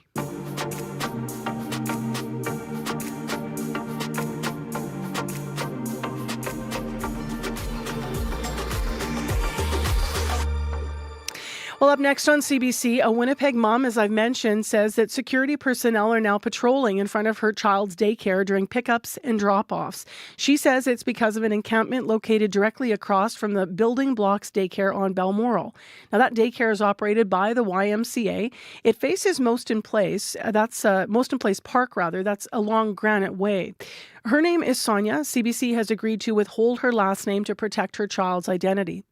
Sonia says that the encampment in the park has grown significantly since her 4-year-old son started at the daycare 3 years ago. She says the city's new restrictions on encampments have not made any difference. It has just been over a week since the city's new rules came into effect. They prohibit encampments within 50 meters of schools, playgrounds, and daycares during the day. That camp is, though, still there. Cynthia Flett has been living there since the spring. They don't want me here. They just have to find me a place to go or take me somewhere to go stay because I don't know where else to go. I don't have family here and I don't have that much friends. If they tell me to leave and find me a place to live, I'll leave. So in case that was difficult to make out, that's Cynthia Flett talking about living there and saying if they find me a place to leave, I'll leave, but she has nowhere else to go. Here is what the City of Winnipeg's acting manager of community development, Greg McPherson, said about why there's been no enforcement in that space. The number of units that would be required for that site is fairly substantial. We want to be sure to make people those good offers and have something in hand when we visit them and ask them to move on. We want to be able to support them in that move. So I think that's it's more complex than I wish it was. That was the City of Winnipeg's acting manager of community development, Greg McPherson. So lots of context and perspectives on this. Let's now talk to Sonia about her concerns over her son's daycare. She joins us this morning. Hi there. Hi there. Good morning. Thanks for having me. So, can you describe what the encampment looks like and, how close it is to where your son goes to daycare? Yeah, I can give you a little bit of context on that. And I don't typically do drop off, which is why yesterday I just felt so compelled to reach out because I was taken aback at how it had developed over the last few months. The daycare center is basically behind the Canada Life building, and right across the street is an apartment block, and then the park and the encampment. So it's right across the street. And I had said in the introduction that you have noticed, because you don't, as you said, normally do drop off, that there's been some growth in the camp over the last 4 years. Is that right? Yeah, that's right. It has not been there for 4 years. I think it's been a few months. It's been a few months since I stopped doing drop off in the mornings. And then yesterday I saw it and it did take me aback.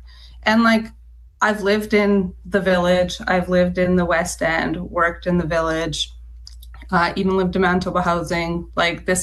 Encampments are not new to me. I've seen them across the city, but this one just took me aback due to the fact that it's right beside the daycare. What is it about having the encampment right there that concerns you specifically regarding safety? It's about safety, but also I think just the juxtaposition between having, a daycare center with 100 kids and then the living conditions that these folks have to deal with on the other side. It just those two things don't work well together, and it's really unsettling to see. I'm just trying to understand why not. So is it the mess, or is it needles, or is it the nature of the people and what they might, be individually? I'm trying to get a sense of what concerns you about the mix. Yeah, I think partly it's safety. There's been a number of fires in the last few weeks.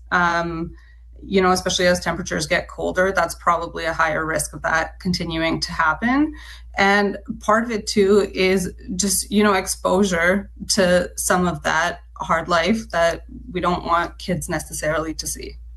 I understand there's been some examples about how the encampment being right there has actually impacted the daycare's activities, like what they do with the kids. Is that right? Yeah, that's right. They used to go for frequent walks along the green space to the ledge and the surrounding parks, but they don't do as many walks anymore. What are you hearing from staff at the daycare and other parents? The staff at the daycare is amazing. It's a really well-run daycare center, so I have nothing but praise for them. They're doing the best that they can in the situation, and that's pretty much all. CBC reached out to the city, as you heard. There's 15 or so people living there. Some of them have nowhere else to go. It's a complex issue. How do you hope the city deals with this? So it is a complex issue. And then I heard you reference, enforcement of the new bylaw. And I don't think that this issue is about enforcement. It's about support. We've had a plan in Winnipeg to address the issue of inadequate housing for the last 10 years with a view to end homelessness by 2025. And I think we're going the opposite direction, which clearly indicates that there is a lack of support required and what we're doing isn't working. So maybe there's new rules that are in effect, but I don't think the solution is going to be to dismantle the encampment and then maybe move it along somewhere else. That's not I don't think that's the appropriate way to deal with it, noting that it is a complex issue, but the encampment didn't grow to 15 people overnight. It's been there for months, and it's only now that it is being regarded as high priority. I know you said you started noticing security around the daycare. When did that security presence begin? Well, I've noticed it twice, and I asked my husband, and he said he's noticed it the last few weeks. Okay. Can you confirm who put the security there? Because we've had some challenges confirming it. I'm going to read what the daycare said to us in a moment, but do you know who hired the security? I'm pretty sure it's security for Canada Life that just monitors the premises, but they might focus a bit more time around the childcare center during drop-off and pickup hours. I don't think it's specifically for this reason. I think it's always been there, but just the focus around the childcare center has been more lately. Okay, that's for us to confirm, and we certainly will look into that today as well. How does it make you feel that there are some security measures, though, in the meantime there? I think it's a good step to secure the safety of the children, but I don't really think it addresses the underlying issue. It's a way to maybe accommodate a need in the near term, but it really doesn't affect the underlying issues and how we solve for that. What's it like right now? I just wanted you to weigh in maybe on what's it like right now. I feel like in Winnipeg, people are having a struggle even articulating, having concerns about encampments because they may be sort of labeled, someone that doesn't have, any empathy or understanding for those that are living homeless in the city. And yet there are some concerns, as you've outlined, your concerns from a parental point of view. What's it like being stuck, right now, frankly, in our city where, as I said, this is not such a simple issue where it's like one side or the other? Yeah, and honestly, I'm coming from a standpoint of a parent, but also as a human being. Like I said, I've noticed that encampments are growing. I think we've all noticed it. And before, it used to be something that you could say, oh, it's specific to this area. But the fact that we haven't addressed this as a community speaks volumes. And I don't think that you have to be on one side or the other. I think we need to be on the same side to make sure that everybody in the community is supported, that kids are protected, but also that people who require the supports are able to get it, able to access housing. We've talked about plans for housing, plans for wraparound supports, but it doesn't seem like it's come to fruition. So I don't know if it's just a lack of speed or how we can get there, but what we're doing right now is not working, and I think it needs to be a more urgent priority. What changes do you hope might come out of you publicly speaking out about this, just back to the local situation that's happening around your son's daycare? I think now with the new bylaw, there's going to be a lot of focus on, let's call it enforcement. But I think what I would like to see is a concrete plan of how we're going to support the people that need to be moved. I listened to that voice bit from Cynthia, and it's heartbreaking to know that we live in Canada in 2025 and that people are still struggling daily to find a safe place to live. Really appreciate your perspective this morning, Sonia. Thank you so much. Thanks so much for having me. Have a great day. Sonia is a local mom, Winnipegger. She's concerned about the encampment across from her child's daycare, as you said, and about the overall issue about what's happening with encampments. Now, CBC did reach out to the YMCA. They operate the Building Blocks Childcare Center. That's right across from Moston Park Place, where Sonia's son goes. They declined to comment on any security measures at this time. In a statement, they said it's aware of the encampment located in close proximity to the daycare, adding, quote, "The safety of the children in our care and their families is always our top priority, and it's with that in mind that we brought forward concerns regarding the encampment to the attention of the City of Winnipeg and the Winnipeg Police Services in the past few months. We feel assured that they will continue to monitor and respond, and we encourage anyone that witnesses concerning behavior at this location to please relay the information directly to the Winnipeg Police Services," unquote. If you want to read more, as we have our ongoing coverage, we're just a week into these new rules in Winnipeg. We also asked the mayor about other plans from other cities and whether he'd consider maybe more transitional encampments or a permanent spot for folks. So we're going to see how our city progresses with all of this. But if you want to weigh in, you can go to our website, cbc.ca/Manitoba, to read more. And you can weigh in on our listener line at 788-3205. Well, it's time to go to morning sports now. Scott Reguera is with us. Good morning. Good morning, Marcy. So let's start with curling. Yesterday afternoon, I saw all this news coming across about Colleen Jones, and we've certainly lost one of the greats. Yeah, we have not just curling, but CBC as well, of course. The legend and veteran reporter Colleen Jones, Marcy, passing away at the age of 65. She had been battling cancer. Jones's career saw her break barriers on and off the pebbled ice. She was a two-time world champion, but also a national title holder on 6 occasions. In fact, her 21 appearances at the Scotties, Marcy, were more than any player in history. Jones competed for her home province, Nova Scotia, where she was also a well-loved broadcaster. When she joined CBC Halifax back in 1986, she was the first female sports anchor in that city. But for all of her achievements, those who knew Colleen will tell you it was about who she was day to day. Here's her longtime teammate, Kim Kelly. She would be the very best person to be standing where I am right now. She would know what to say, how to act, how to make everyone feel better about it. She'd say, you know what, just celebrate me. I lived more than most people did in my 65 years, and she wouldn't be cracking her voice. She'd say, Kim, that's one of the rules of journalism. Don't be crying during the interview. Colleen Jones, gone far too young. Fitting, Marcy, that the Canadian Olympic trials are going on in Halifax right now, where I'm sure news of Colleen's passing will be hitting competitors very hard. I know Carrie Anderson talked about her love of being interviewed by Colleen Jones, respected her journalism, her knowledge of the sport, but also her great warmth as a human being. And Carrie Anderson's got quite a matchup today, by the way.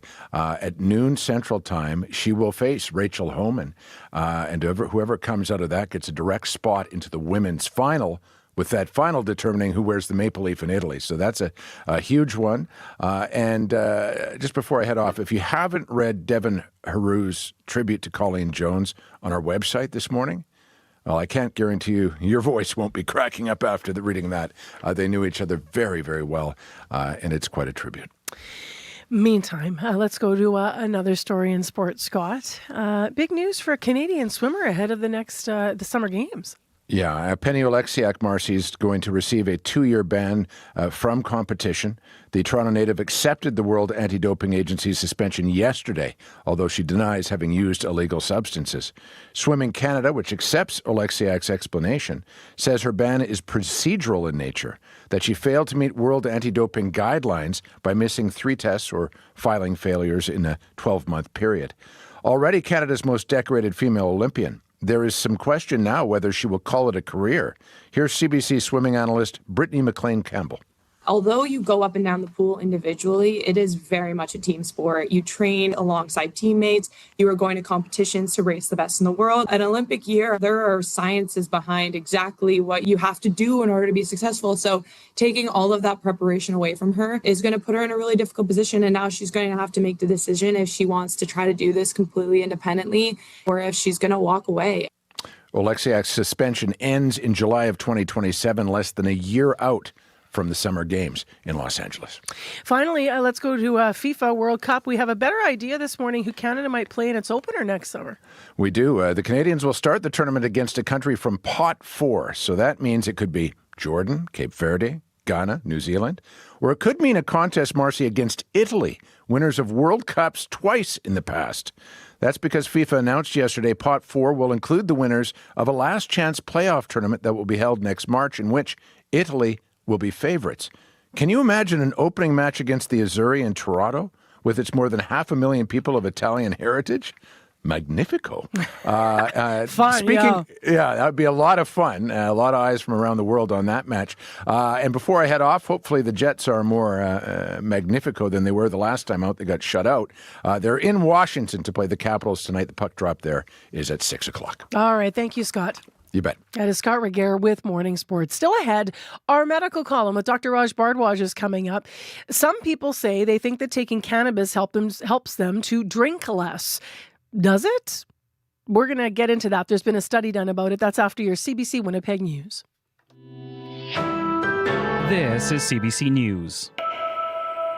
At 7:30, it's cloudy and -3 downtown. It's -4 in Morden and -12 with light snow reported into Dooley Lake. Good morning, I'm Josh Crabb. New data shows Winnipeg has had one of Canada's fastest rising rates of violent crime on public transit. Police figures show the overwhelming majority of violence occurs in and around the downtown core, particularly along the Portage and Ellis corridor and in South Portage. Councillor Janice Lukes chairs the Public Works Committee. She says the numbers mirror the broader social challenges facing central Winnipeg. Sure, there's addictions all over the city, there's crime all over the city, but the concentration of it is in these areas. And this is reflective, I think, of what's going on our buses in these areas. Luke says new initiatives, including fare enforcement, a community safety team, and police officers riding buses, appear to be helping. Violent incidents fell by nearly 10% in 2024, the same year the city launched the safety team. One encampment resident doesn't know where she'll end up when her home is cleared away. Cynthia Flett's been living in one behind the Granite Curling Club since the spring. The city's new bylaw bans it from that spot and plans to dismantle it. Flett doesn't know when that will happen or what she'll do. They don't want me here. They just have to find me a place to go or take me somewhere to go stay because I don't know where else to go. I don't have family here and I don't have that much friends. If they tell me to leave and find me a place to live, I'll leave. Main Street Project says it's the contact at the sites before the city comes in. It's to work with those living in them to provide housing or shelter options. A man accused of sexually assaulting a nurse in a hospital parkade earlier this month had recently been released from custody during a sentencing where a judge said his case felt hopeless. Court heard the man is homeless and struggles with schizophrenia and drug addiction. Criminologist Frank Cormier says the case raises questions about whether Manitoba has enough resources to help people like that before they end up in court. So the question is, what needs to be done so this person does not keep engaging in behaviors that are against the law and winding up in a criminal justice system that cannot help him? Court heard the man previously had housing but was no longer welcome after leaving the door open and letting strangers in. Cormier says having more secure housing options for people who need it could be a step in the right direction. The Quebec government plans to expand its secularism rules at public institutions by adding a ban on prayer rooms in universities and colleges and restricting the offering of religion-based meals. The government also wants to expand the requirement to have faces uncovered in public and subsidized daycares. In 2019, Quebec passed its original law that banned certain public employees from wearing religious symbols while at work. The law applies to teachers, police officers, and judges. It covers items such as hijabs, skullcaps, turbans, and crosses. One of Manitoba's greatest curlers says her heart is broken. Jennifer Jones learned along with the rest of the country yesterday about the death of Colleen Jones. The longtime Nova Scotia skip had kept her cancer diagnosis private, so her death at the age of 65 came as a shock to Jennifer Jones and the rest of the curling community. The younger Jones says her friend and fellow competitor will go down in history as a great champion, but she'll also be known as a special person who set an example for those who followed. She always said to me, she'd give me a big hug and say, "My sister from another mother," because we shared the last name, and she was just so special and really showed women in curling that hard work and determination paid off. And I think she kind of kickstarted women's curling in Canada. Colleen and Jennifer Jones share a spot in the record books, having each skipped their rinks to 6 Canadian championships and 2 world championships.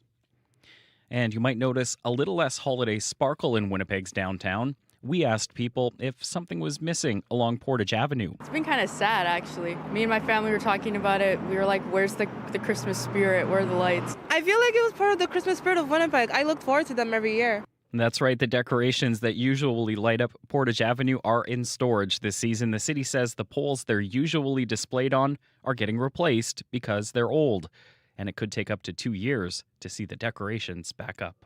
And that is the CBC News from Winnipeg. Your next local news is at 8:30. 2 years? 2 years, Why yep. can't they replace them in the summertime? Good question. And why does it take so long, I wonder? But I don't know. I don't know anything about the strength of the poles or how far they have to dig or Yeah, it I seems don't know. like it could be a big job, but Oh. it would be nice to get those lights back up. Kind of a bummer. Yep. All right, thanks, Josh. You're welcome. I have noticed where we are in our corner of the downtown on Portage Ave, it's more lit up at the University of Winnipeg, actually. They strung their lights differently this year. Actually, almost thought they were strung right over the street, but it's just the illusion because they're kind of going tree to tree on the front lawn, which is very, very pretty if you're in the downtown. All right, let's get into what's happening with the forecast. It's a bit of a mixed bag. Abby's here. Sure, mixed bag. We're seeing light snow in some regions down south later in the day. However, the northern part of the province are dealing with light snow at this time. We're talking about tracking it all the way from Thompson towards Churchill and the York region. Winnipeg right now, -3 at the Forks. We'll see mainly cloudy skies. A slim chance of flurries in the forecast today with just a breezy northwest winds to keep our highs steady around -3 for today. Similar conditions we're seeing in the Pembina Valley region, even towards Steinbach. Temperatures hovering around -4s and -5s at this time. The high will only stay steady around -4. Cloudy conditions and a slim chance of flurries in the forecast too. For the Westman region, Brandon towards Nipper, we're looking at -5 at this time. Light winds will help push temperatures to about -3 later today.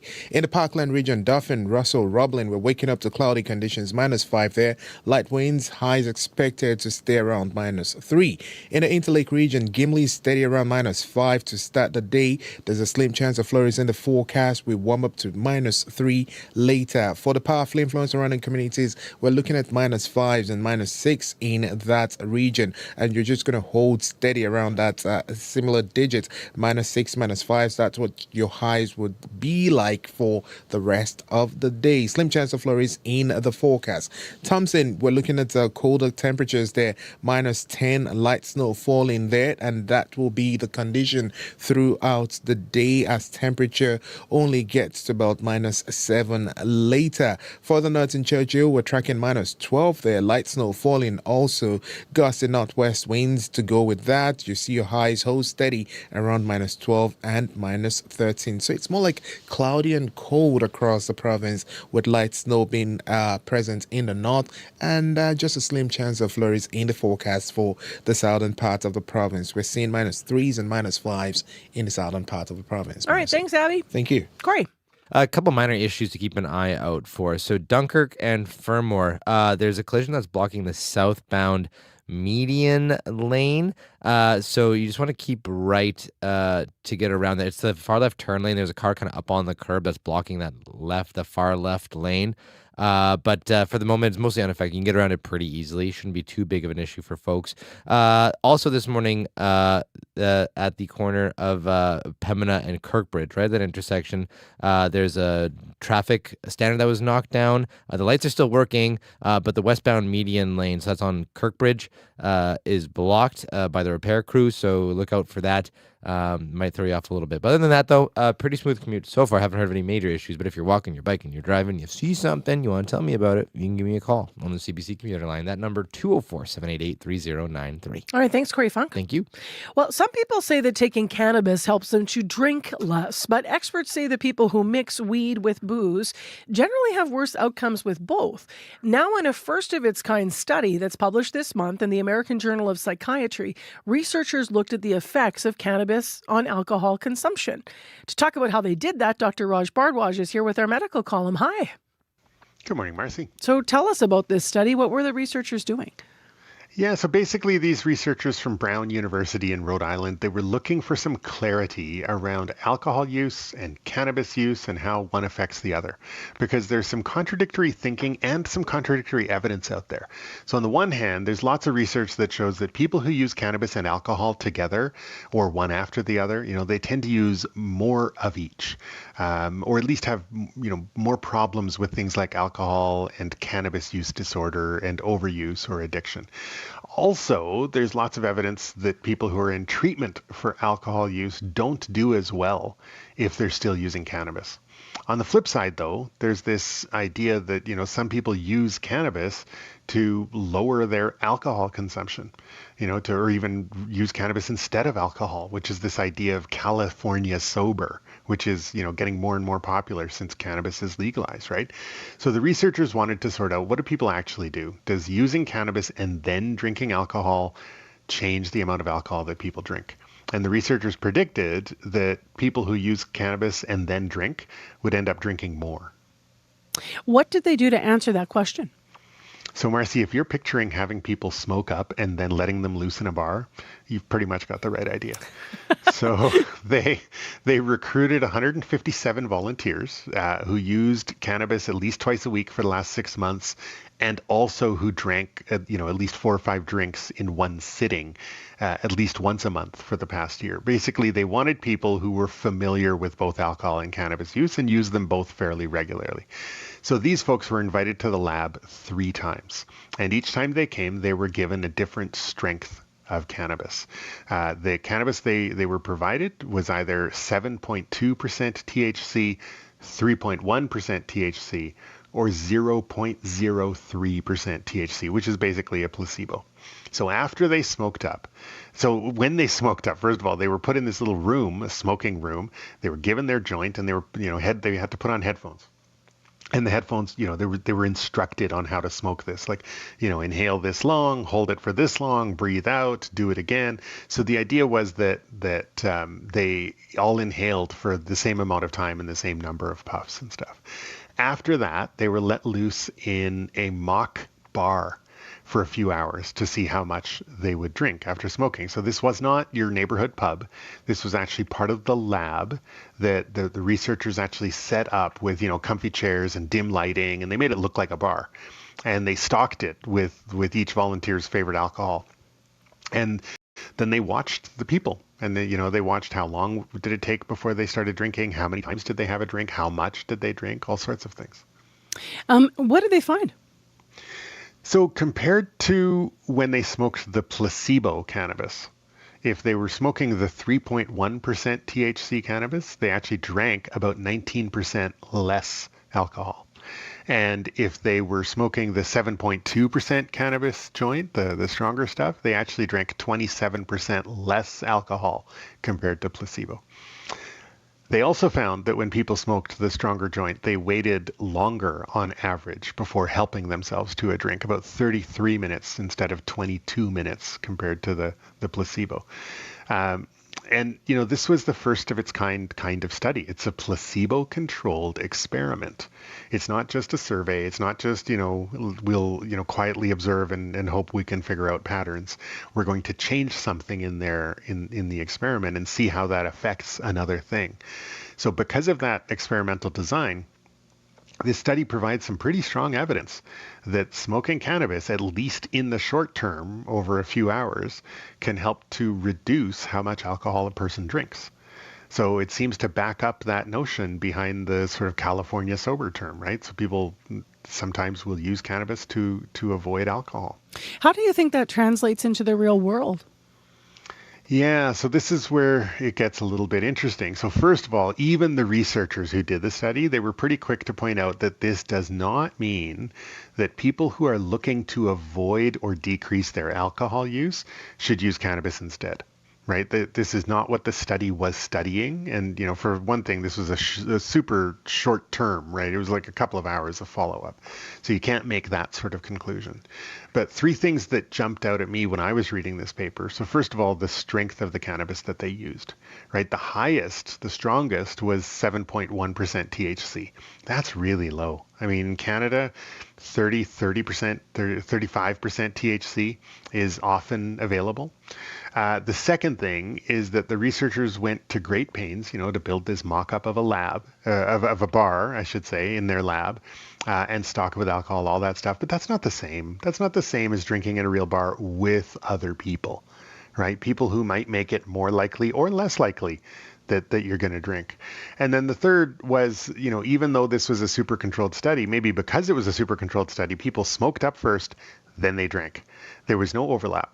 There was no re-upping their cannabis hit, right? And in real life, that's often not the case. Often people, they smoke, they go to the bar, then they go outside, they have another smoke, they come back in, so there are some factors here that make it hard to translate these directly to real world situations. But it certainly gives us some evidence that using cannabis might actually reduce alcohol consumption. It is interesting though, when you drill down into the individual data points, there were some people, some volunteers who ended up drinking more when they used the stronger cannabis, not less. So this also isn't a one size fits all situation. The real world of substance use rarely is. So before you go this morning, beyond the study, I'm just curious whether or not it's a good trade-off, pot for booze. Yeah, so if you consider that the harms of alcohol use tend to be more serious than the harms of cannabis use in general, then maybe if we got more people to stop or, at least replace some of their drinking with cannabis, maybe that would be a net win for society. But the harder question, I think, is, are people actually going to swap one for the other, or are they just going to use both? Right? So it's great that cannabis is less harmful than alcohol for many people, but that doesn't mean that it's harmless. Right? So, I see patients who use cannabis and who have problems with anxiety or paranoia. I see people who end up accelerating their cannabis use, whether that's over the days or over the years. And then they have a very hard time trying to kick their cannabis habit. So there's a lot of research looking for better answers and more evidence to those sorts of issues. But for now, I think it's best to know your limits when it comes to both alcohol and cannabis use, and reach out for help if it seems that either cannabis or alcohol or both is getting in the way of important things in your life. All right, Dr. Bardwaj, thank you. My pleasure. That is our medical column on CBC, and Dr. Raj Bardwaj. Breaking tonight. Every day. The tariffs are very good. They're very powerful. Canadians are always ready when someone else drops the gloves. We bring context to chaos. What are the consequences of this action? We must retaliate. In our own backyard. Come on! Just a plane crash! And beyond our borders. It's the scene of an airstrike. You're gambling with World War III. Negotiations are ongoing. From the source you can trust. It's time to dig deeper into the story. The National, Canada's newscast. Tonight on CBC. 13 minutes to 8 o'clock now on 89.3, minus 3 in Winnipeg this morning, and we're going to be right around there for the day. We do have a 30% chance we'll see some flurries. We did yesterday in the city, though, as well have that chance, and I don't think we saw any of the white stuff, so we'll see today what develops. Coming up here on the show after 8, a Winnipeg family is grieving after their loved one was killed in a pedestrian crash earlier this month. John Kopchak was one of 9 pedestrian fatalities in Winnipeg this year. We will hear from his daughter as our series on road safety continues. Well, speaking of safety in Winnipeg, violent incidents on transit buses, as you've been hearing in the news, have increased by over 280% since 2018. Those numbers are from a joint investigation between CBC News and the Investigative Journalism Foundation. Their data shows that Winnipeg had the highest increase of violent incidents among all 8 major cities that they looked at. This includes Montreal, Hamilton, Kitchener-Waterloo, Toronto, Calgary, Edmonton, and Vancouver. We're at the top of the list. The investigation shows in 2024 there were 286 incidents, and a Freedom of Information request made to the Winnipeg Police Service shows the majority were downtown. Janice Lukes is councillor for Waverley West and chair of the Public Works Committee. She says she is not surprised where these incidents are happening. I mean, sure, there's addictions all over the city. There's crime all over the city.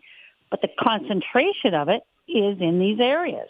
And this is reflective, I think, reflective of what's going on our buses in these areas. When you ask for where's the crime that the police are dealing with, I'm sure if it broke it down to neighborhoods, that would be the high concentration. Next on the program, we're joined live by Chris Scott. He's the president of the Amalgamated Transit Unit, Local 1505. Good morning. Good morning, Marcy. Thank you for having me on the show. What do you make of these numbers? Well, unfortunately, they're not surprising and quite disturbing to know that we are the leader of the pack again for the wrong reason. Certainly indicates that our fight is far from over. We have had some successes in implementing some safety measures in recent years. The safety officers, the newest program with officers on the bus, our existing shields, which we're fighting to improve, but the battle is far from over. Can we stay there for a moment? How are you fighting to improve the shields? What do you want them to be like? Well, what we want to see is a full operator compartment enclosure. We want that from floor to ceiling, from the modesty panel behind the operator, all the way to the windshield. The shields that we have now, at the time they were implemented, served their purpose, and that was to prevent people coming up and sucker punching the operator. But now assailants are reaching around the shield, sometimes grabbing the steering wheel, which puts everybody at risk, both inside and outside the bus. So we want to fully enclose the operator to make sure they can stay focused on their responsibilities. As a driver. Yes. And unfortunately with that, we also don't want the violence to transition over to the public.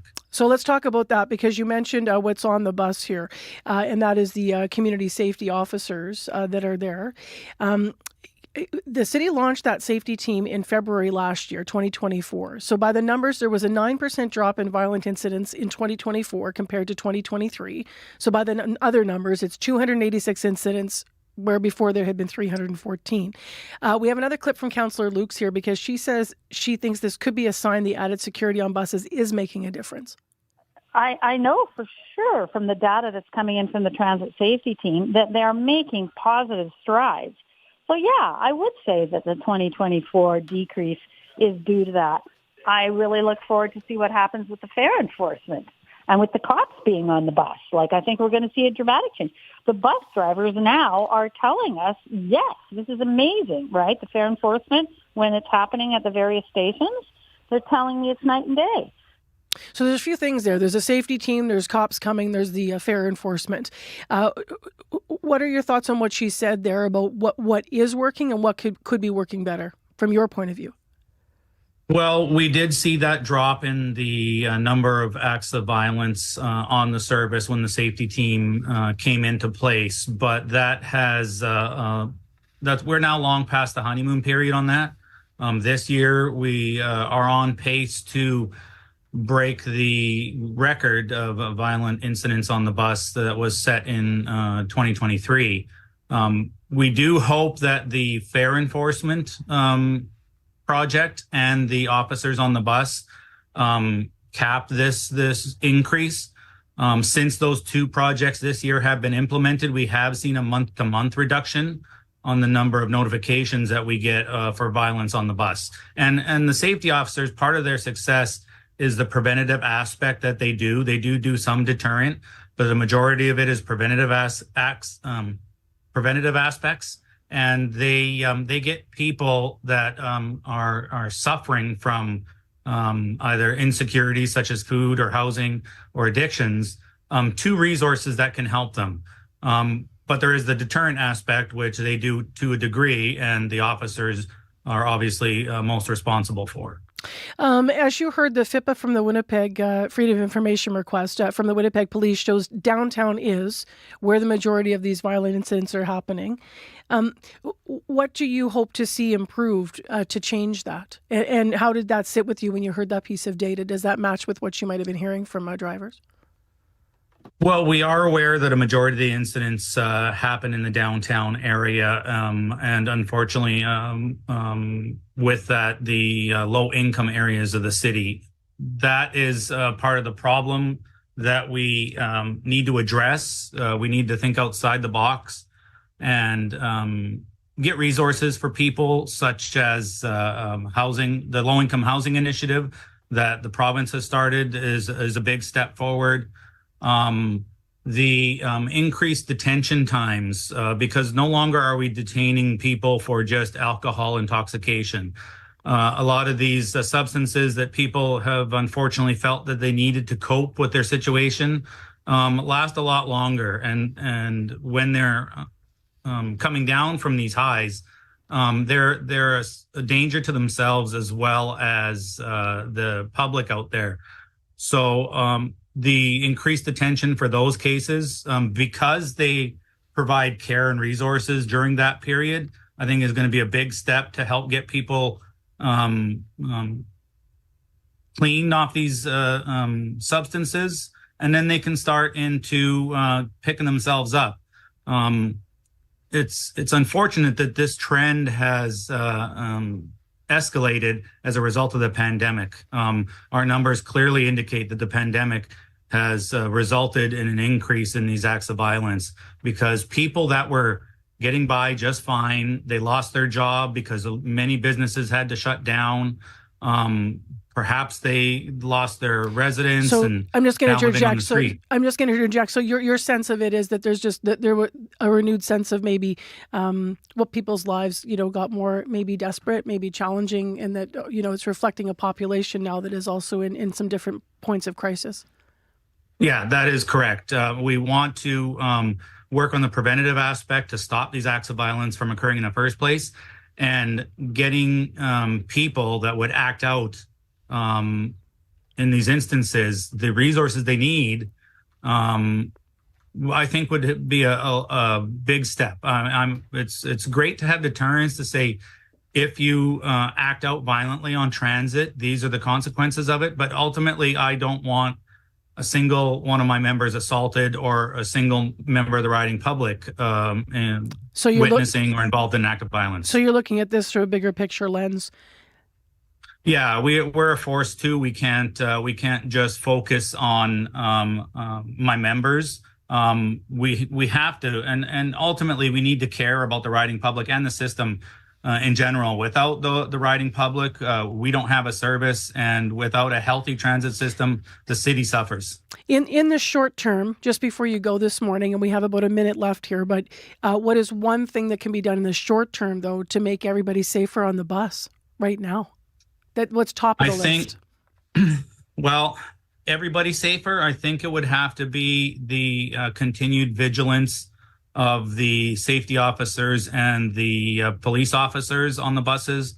I have heard from several people, both riding public and operators, that they see these people on the bus, they feel safer. And the plainclothes aspect of that police initiative is a big item, because the next best thing to having a cop on every bus is thinking that person sitting next to you may be an officer. Thank you very much, Chris Scott, for being with us. Thank you very much for having me. Chris Scott, president of Amalgamated Transit Union Local 1505. Winnipeg Transit and the Winnipeg Police declined to comment. For more on the story, you can read cbc.ca/Manitoba. Speaking of news, here's Josh Crabb with headlines. Good morning. A man accused of sexually assaulting a nurse in a hospital parkade earlier this month had recently been released from custody during a sentencing where a judge said his case felt hopeless, and a criminologist is now questioning whether Manitoba has the resources to help. The city says it's trying to balance the needs of people living in encampments with the needs of the community living near them. This after a new bylaw prohibiting encampments in certain spaces went into effect last week. And going down in history as not only a great champion, but also a special person who set an example for those who followed. That's how Jennifer Jones is remembering her friend curler Colleen Jones, who died from cancer yesterday at the age of 65. Your next local CBC News is at 8:30. Thank you, Josh. You're welcome. Well, we're continuing a series about pedestrian safety in Winnipeg. A Winnipeg family is grieving after their loved one was killed in a crash earlier this month. He is one of 9 pedestrian fatalities in the city this year. We have the daughter of that man joining us after 8 o'clock to weigh in on how the streets can be safer and also what their family's been through since this happened. It is right now -3. We're going to stay there for the day in Winnipeg. Watch out around Dunkirk and Fermor and Kirkbridge and Pembina. Could be some incidents there slowing you down. And please call Corey if you need. 788-3093 is where you can reach us. It is coming up to news time at 8 o'clock in terms of national and international news. World Report's next on CBC 89.3 FM. Stay with us.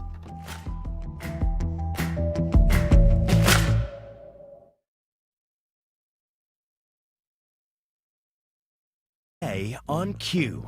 I'm Talia Schlanger in for Tom Power. Director Nia DaCosta's latest film is a creative remake of the Henrik Ibsen play Hedda Gabler. She'll tell you about making Hedda biracial and queer and why she loves showing black female characters behaving badly on screen. Don't I look happy? Cue this morning at 10:30 in Newfoundland, and on the CBC Listen app or wherever you get your podcasts. The CBC News is next. Coming up in half an hour, it's The Current with Matt Galloway. It started with a Canadian man asking ChatGPT a simple math question. Now Alan Brooks is suing the company, saying he ended up in a weeks-long dive into psychosis and delusion, losing touch with reality. We'll talk to Alan Brooks on The Current. This is World Report. Good morning. I'm Marcia Young. A joint investigation by CBC News and the Investigative Journalism Foundation has been looking at transit violence. And in 8 big Canadian cities, the rate of violence has roughly doubled over the past decade. Eric Cito is with our Visual Investigations Unit. He has the exclusive report. My blood was everywhere. Derek Dykoff recalls how he was stabbed in a Toronto subway car. He's getting him! He's stabbing up! The video captured by a passenger in 2023. I'm pretty sure I did this close to dying on the subway floor. A joint investigation by CBC News and the Investigative Journalism Foundation, using exclusive StatsCan data, shows transit violence more than doubled across much of the country between 2016 and 2024. University of Alberta professor Murtaza Haider, along with researchers at Toronto Metropolitan University, helped analyze the data. It hasn't gone down to pre-pandemic levels in most cases, with the exception of Vancouver.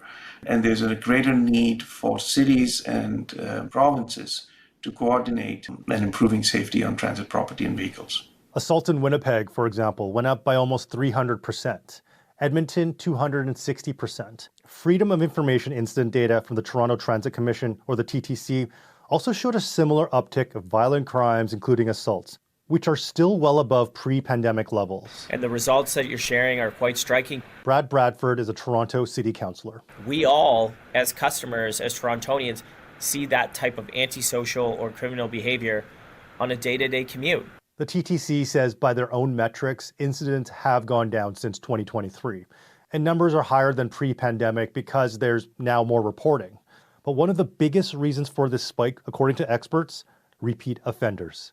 Eric Cito, CBC News, Toronto. The full investigation is on our CBC News YouTube page. Comments are open and we want to hear from you. A fire is engulfing multiple residential high-rise towers in Hong Kong. Officials say 13 people are dead and more may be trapped inside the buildings. Debris is falling off the buildings and smoke is billowing into the air. Fire crews are still trying to extinguish that fire. The residential housing complex is in Hong Kong's northern Tai Po district. It takes up 8 city blocks and contains more than 2,000 housing units. Prime Minister Mark Carney is about to announce new aid for Canadian steel and lumber industries. The measures are designed to aid workers and business as they deal with damaging U.S. tariffs. Let's bring in the CBC's Janice McGregor from our Parliamentary Bureau. And Janice, what do we know about what's coming? Marcia, the Prime Minister actually foreshadowed this announcement in question period yesterday, signaling more help is coming for the sectors that have been hurting in this ongoing tariff war. There are sectors, the auto sector, the steel sector, the lumber sector, the aluminum sector, that are under pressure. We care. We're acting in those sectors. There will be announcements this week to further support.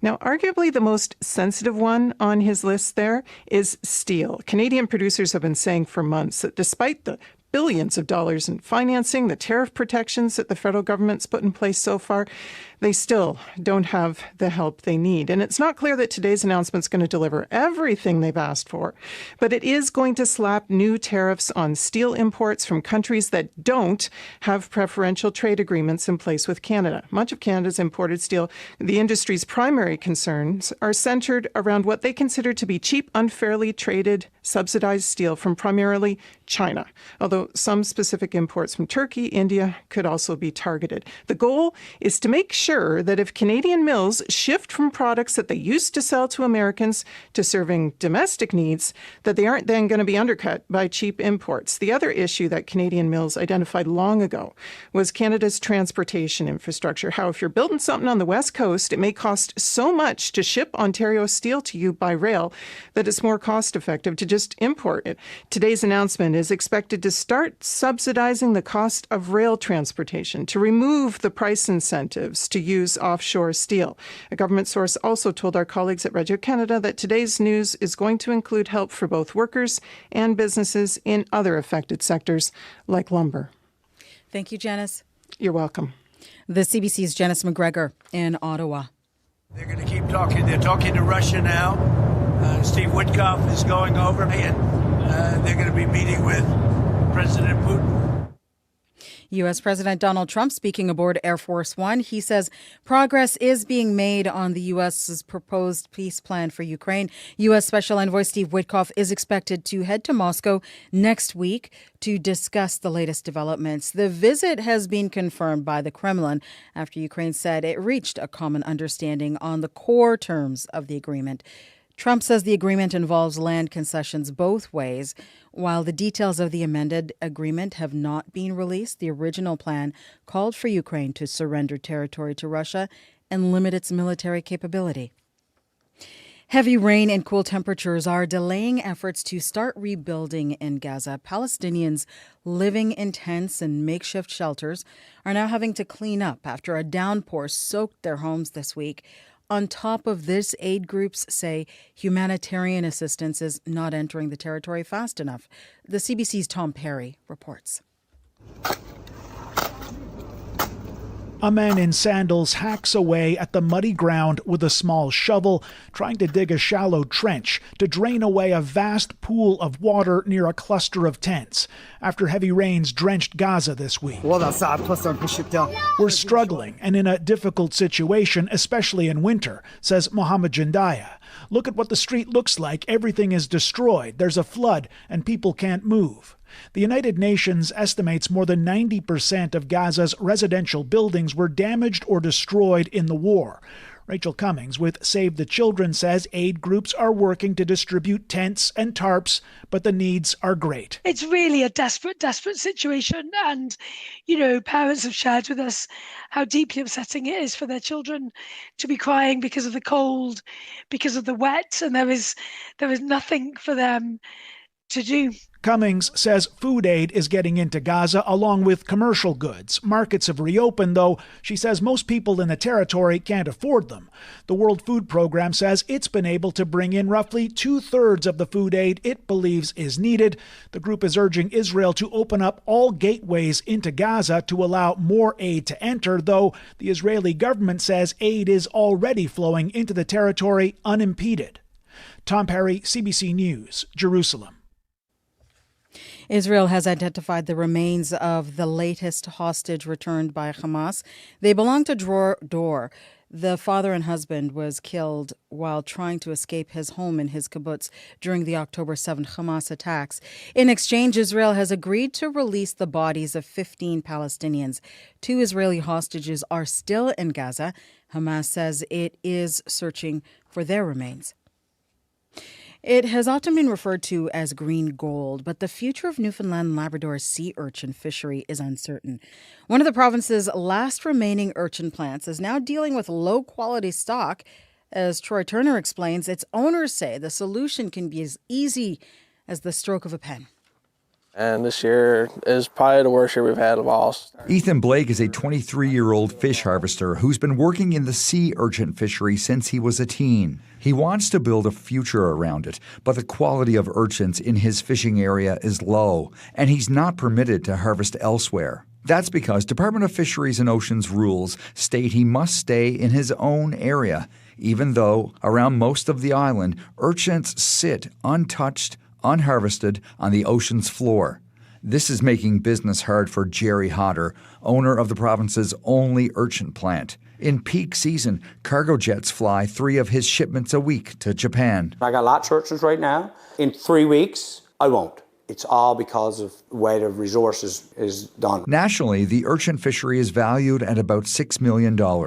Hodder, who's been fighting for changes for more than a decade, says an easy fix is to allow fish harvesters diving for urchins into other bays, even temporarily. That's the goal here, is to get people to participate in the fishery, to see the value into it. DFO would not do an interview. In a statement, it said there is no broad or significant support for changes to current management measures, including with respect to fishing access.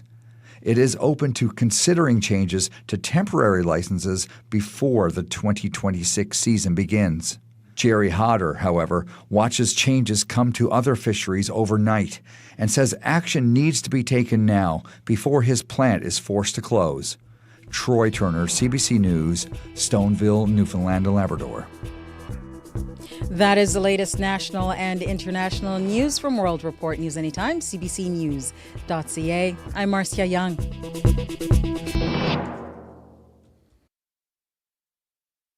Good morning, everyone, and welcome to the Wednesday Morning Show. Thanks for joining us. I'm Marcy Marcusa. You're on CBC 89.3 FM, 990 AM on the app and on YouTube. This half hour on the program, we continue our series looking at road safety in the city of Winnipeg, and particularly pedestrian safety. It's been 2 weeks since John Kopchuk was tragically killed in a crash at the intersection near Selkirk and Salter. He was the pedestrian. We're checking with his daughter this half hour about what it's like, also her concerns about pedestrian safety and the ongoing investigation. That is coming up this half hour. And switching gears completely, who knew that decorating your sidewalk for Christmas would take so much red tape? We're going to hear how one that many in the community know as McAdams Santa ended up acquiring a one-of-a-kind permit to spread Christmas cheer over a sidewalk in Garden City. Right now, Josh Crabb is in once again for Heather Wells with Developing Stories. Good morning. Good morning. Sharp rises in violent crime on public transit. The new data that shows Winnipeg has seen one of the biggest spikes, while the transit union says new safety initiatives only go so far. The city says clearing out big homeless encampments comes with big challenges. 2 camps have already been cleared after a new bylaw went into effect, but some are still standing, including one behind the Granite Curling Club. And you might notice a little less holiday sparkle in Winnipeg's downtown. The decorations that usually light up Portage Avenue are in storage and may not be back for a couple of seasons. Your next local CBC News is coming up at 8:30. All right. Thank you, Josh. You're welcome. Well, let's get to what is happening in our weather forecast today. Abby is in with the details, looking at the city. Hi. Yeah, we're still seeing the northern part of the province with, light snow still falling all day this morning, and that will be the condition of things for the rest of the day. Winnipeg right now is sitting at -3, cloudy out there. It's going to be mainly cloudy for the rest of the day. We'll see temperatures just hold steady around -3, so prepare for that. The winds might make it feel chilly this morning around -14, and similar conditions we're seeing in the southern part of the province. Most regions waking up to cloudy skies with temperatures around -6 and -5s, and we'll see you just warm up to -2, -3s for Brandon, Dauphin, and Gimli. While up north, light snow still falling around the powerful influence Thompson, Churchill. Temperatures holding steady around -6, -10s, and -12s. That's what we're seeing up there. Linlick, we're seeing -11 in that part of the province, and Churchill -13 at this time. So, Marcy, it's more like the entire province getting cloudy conditions, light snow presence in the north, and down south, we're seeing just a slim chance of light snow that might come to Winnipeg and surrounding communities. But right now, it's cloudy outside, and it is -3. All right. Thanks, Abby. Well, let's get into the morning commute, and then I'm going to go to a listener line that we got this morning regarding pedestrian safety. So first, I want to mention what is happening in the actual commute right now. Southbound Dunkirk and Fermor in the middle lane, you're going to have a problem there. Also, Kirkbridge and Pembina westbound on Kirkbridge, an issue there. These are cars that are blocking the lanes you're going to have to get over. Call us, though, if you see any other problems. The conditions anywhere in Manitoba don't seem to be a big issue today. But if that's not the case where you're driving, whether it's the highway or in your city or community, please call us. We'll pass it along at 788-3093. Now, I mentioned that listener line that we had. This half hour on the show, we will continue to try to reach out to the daughter of one of the people that was killed on our Winnipeg streets this year as part of a pedestrian incident. As we continue our series of discussions about road safety in Winnipeg, we continue to ask you to weigh in on what you think would improve things. And we got this call this morning. Hello, my name is Anne-Marie Backlund. Regarding the pedestrian situation, I just wanted to mention that perhaps any kind of billboards or or advertising or education could also be a little bit more specific. For example, and both as a pedestrian and a driver, I hate to admit I did this, after seeing so many other drivers turning right on a green light when the pedestrian had the right of way, and they just, either it's easy to do, because after I had watched a number of drivers turn right in front of me as I've got the green light to cross, what did I do a few days later? But I turned right. And there was a pedestrian crossing, so they would have had the right of way. So I hate to say it, but even if what can happen is we watch other bad drivers, and then we do the same thing. So continued education, I think, and reminders of specific scenarios are very important. Also, if it is a long walkway, what can happen is the cars that are turning left don't seem to understand they also do have to wait for the pedestrian to get across the crosswalk. They try and beat you. And sometimes I've almost been hit twice in an intersection like that. I actually have to walk looking backwards and wave to the drivers that want to turn left to make sure they actually see me and realize that maybe they won't beat me. Anyway, that's it. Thank you very much. Thank you very much for calling the listener line with that, and also just for being, really forthcoming here. We all have made mistakes, frankly, as pedestrians and as drivers. And I think it's probably worth a bigger conversation about this in the context of maybe all of us saying, okay, this is commonly what happens. Here's what I have done, as that caller did. So how do we actually get ahead of the issues that we're having in Winnipeg with making the streets safer? In this case, the lens is for pedestrians, for road safety. Please call the listener line, 788-3205.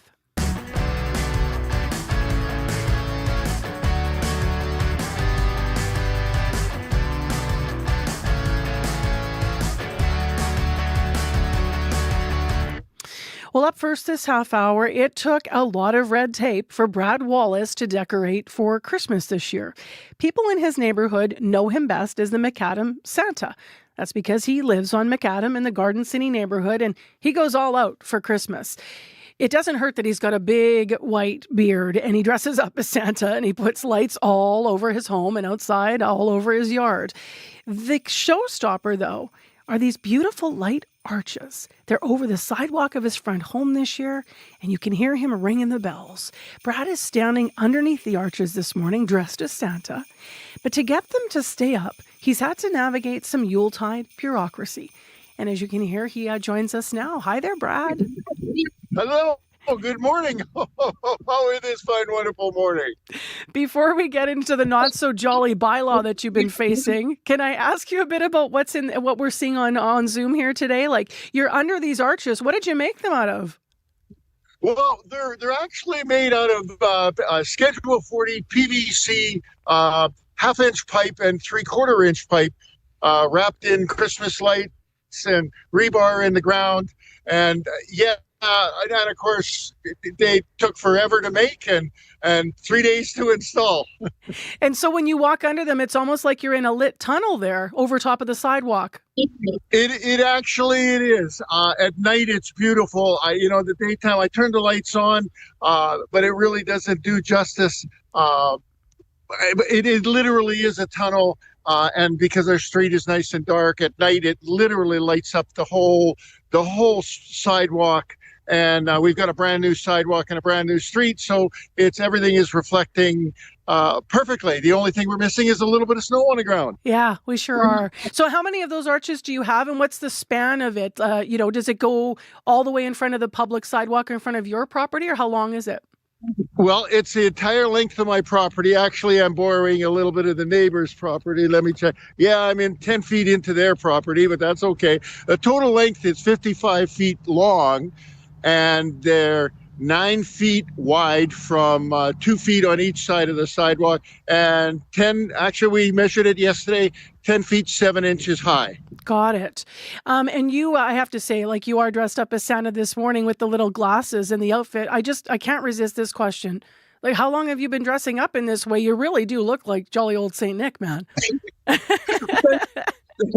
Thank you. I get that a lot. I don't know why.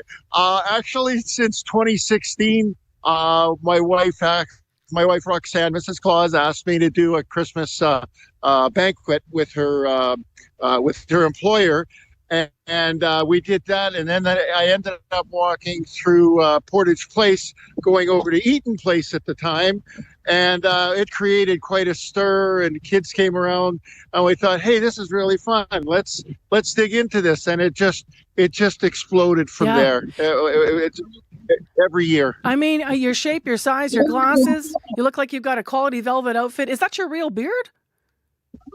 Yes, that is my real beard. Yes. Yep. Impressive. Yeah, I apologize. Normally, I get up every morning and I pretty it up and everything, and you kind of caught Santa in the raw, if you know what I mean. I love that you're with us under the arches. Now let's talk about the serious stuff here. So you had this plan to do this, quite excited. How much money did you spend on it? And then when did you first start hearing complaints about these arches? Okay, we total investment so far, we're looking at $1,855. That's $1,855. I set it up. I designed it, and then in the backyard, and moved it out. Took me 3 days to set it up here, and within 48 hours, we had a constable here. There was a 311 complaint. We pretty much know in the neighborhood we have a Grinch, and we pretty much know who it is, but we can't be 100% sure.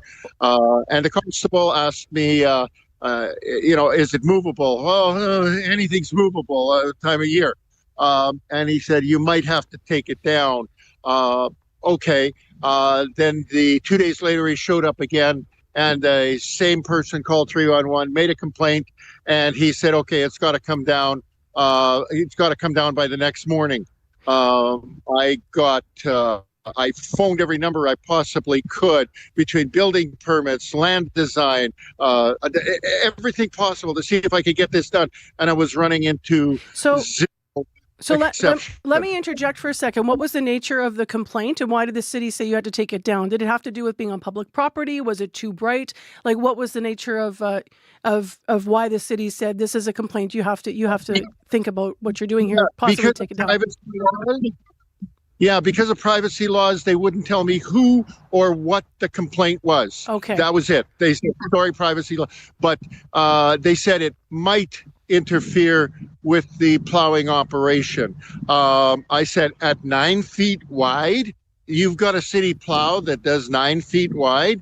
And he said, well, they are tall. So I went down to Pacific Avenue and got the measurements, and it's 7'4" is their highest plow. Okay. But I was at that point, I was already at 9 feet. So it didn't seem to be a problem. Then they said, no, the obstacle we ran into was no, not going to happen, not going to be done. They wouldn't give me any cooperation whatsoever. So how is it? You did end up securing a permit, which is why the arches are still there this morning. You're allowed to keep this. Why did that happen? Who did you reach out to, and why did that happen? Well, I actually, reluctantly, because I'm Santa, I beg forgiveness rather than ask permission. And because that's what I found how things get done. Do something first and then see what happens from there. Well, didn't work out. So I reached out to Devi Sharma. And I said to Kathleen that was there, I said, I'm reluctantly calling you. I was sure I could handle this. And she said, no. I will get Devi to look into this. Well, lo and behold, Devi personally called me back an hour and a half later, and I explained what was going on. She said, okay, don't take the arches down. Let me make some calls. Then I guess the boots hit the ground, and the phones were lighting up. Next thing you know, I'm getting calls from the permit office. When can we come down and do some measurement? Well, that's what I was asking, but they wouldn't talk to me before. So Devi Sharma in her excellence of customer satisfaction, if you wish, she, stirred up the pot and got things going. So this because initially they weren't responding to you. So this is your area councillor, just so people know, in that part of Winnipeg, Devi Sharma, who went to bat for you. I do have to ask you a bit of a push question here. We've done interviews in the show where like the city will go into someone's backyard if there's a bylaw and they'll like cut the grass even, or they'll like make a huge issue over other things that are happening on public property. I'm wondering what your response is to that. Like someone might say, well, this isn't fair. It is over a sidewalk. Do you think the city should lighten up overall with their bylaws? What's your sense of that there's a sort of an imbalance here? You know what? I get it. And here's where I have to understand. The city had nothing on file. What crazy person would spend, $1,800 and put arches over a sidewalk? Santa, that's who. And, so they didn't have anything on file. They had there was no template. There was no nothing. So I can understand from the city's standpoint that this is precedent setting, and going forward, there's, somebody as crazy as I am, that's going to say, hey, I want to put arches over my sidewalk. So now they've got a template and they can say, okay, this is what you got to do. And so I get it from their standpoint. They got to do what they got to do. Well, right now you have set the precedent. There's the arches, and they're in the neighborhood for people to enjoy. Why don't we end with what you've heard positively from people in the neighborhood since you've got this all up, Bruce? Or Brad, sorry about that. Yeah, no, I've got all the neighbors. All the neighbors on both sides are ecstatic about it. We have literally most of the street is all lit up now. We have a traffic flow. We're the Wellington Crescent, or the West St. Paul of the Santa Wonderland of Winnipeg. So the response is unbelievable. The people are coming by all times, all kinds, and I tell them, come by at night. It simply opens up and it lights up the whole neighborhood. And take pictures, take videos. We have international people. We picked up a reporter from the airport yesterday from Philadelphia that's actually coming down tonight to do his spiel, to send it back to his editor. We've got a group of 26 people with disabilities coming in. They're actually going to be here on Friday. They're coming by on Monday, on a Santa Christmas tour. So you're already a new attraction in the city. Oh yeah, it's turned into holy smokes. Thank you so much, Brad, for being up early with us this morning and for being under the arches. We appreciate it. I feel like I should say bye Santa and not bye Brad, so I'll do that. Yeah, exactly. Because if you tell everybody the real name, then you're on the naughty list. I'm just kidding. You know what? We have a naughty list of 1 through 5. It's in the movie. And everybody's on the naughty list of 1. And here's the nice thing. How you get on the nice list? Just do a good deed that day, and you're on the nice list. And Santa's watching. Santa's watching. Thank you for being with us this morning. Thank you, my dear. You have a fantastic day, and Merry Christmas, Winnipeg, and the entire country that CBC covers. Take care. All right. Bye-bye. Bye-bye. Bye. That's our first Merry Christmas on air. That is Santa, a.k.a. Brad Wallace. He's known as McAdam Santa. He lives out on McAdam. They actually have a new sidewalk out there. Our story, though, was into the bylaws and into the restrictions and into the complaints that can happen in neighborhoods at this time of year. And when we're all decorating our yards, right, or those people who do so, you might be coming up against some of these things. So this is an interesting case that, as he said, is in his view the first of its kind. I don't remember reporting on anything like this before. He created these huge arches across his sidewalk. You can check out his house. As he said, he's opening it up to public viewing. That's at 742 McAdam Avenue in Garden City. We did reach out to Councillor Devi Sharma, by the way. We just did not hear back in time for the interview. It is coming up to news time now, and Marjorie Dalhouse joins us to talk about what's happening on the call-in portion of Radio Noon. Good morning. Well, good morning, Marcy. I heard you say this morning we're 100 days out from the Paralympic Games and 80-some days from the Olympic Games. A lot of excitement, obviously. Olympic trials happening. Have you had a chance to check out what Team Canada is going to be wearing at the Games at all? I've seen a few of the shots, but not entirely. What's your sense of it? Well, I think it's cool. It's Lululemon, again, providing the outfits. Teal. There's teal in the uniform. Oh, then I'm thinking of the wrong thing entirely. I haven't seen this at all. Yeah, the hockey uniform has black. Teal? The Team Canada uniform has a little bit of a teal or a blue in it. Want to get your take on this. We're going to have a expert who understands the Olympic uniforms over the years. We're asking you, what do you think of the Olympic uniforms? Are you going to buy something? What was your favorite over the years? When I think of favorites, one of my favorites was, remember when Roots was the uniform provider for Team Canada, and they had those cool kind of hats, and then Hudson Bay had the mitts that everybody had. Give us a call and weigh in after 12:30. Have a look. They look like the Ducks. Isn't the Ducks that wear teal in the NHL?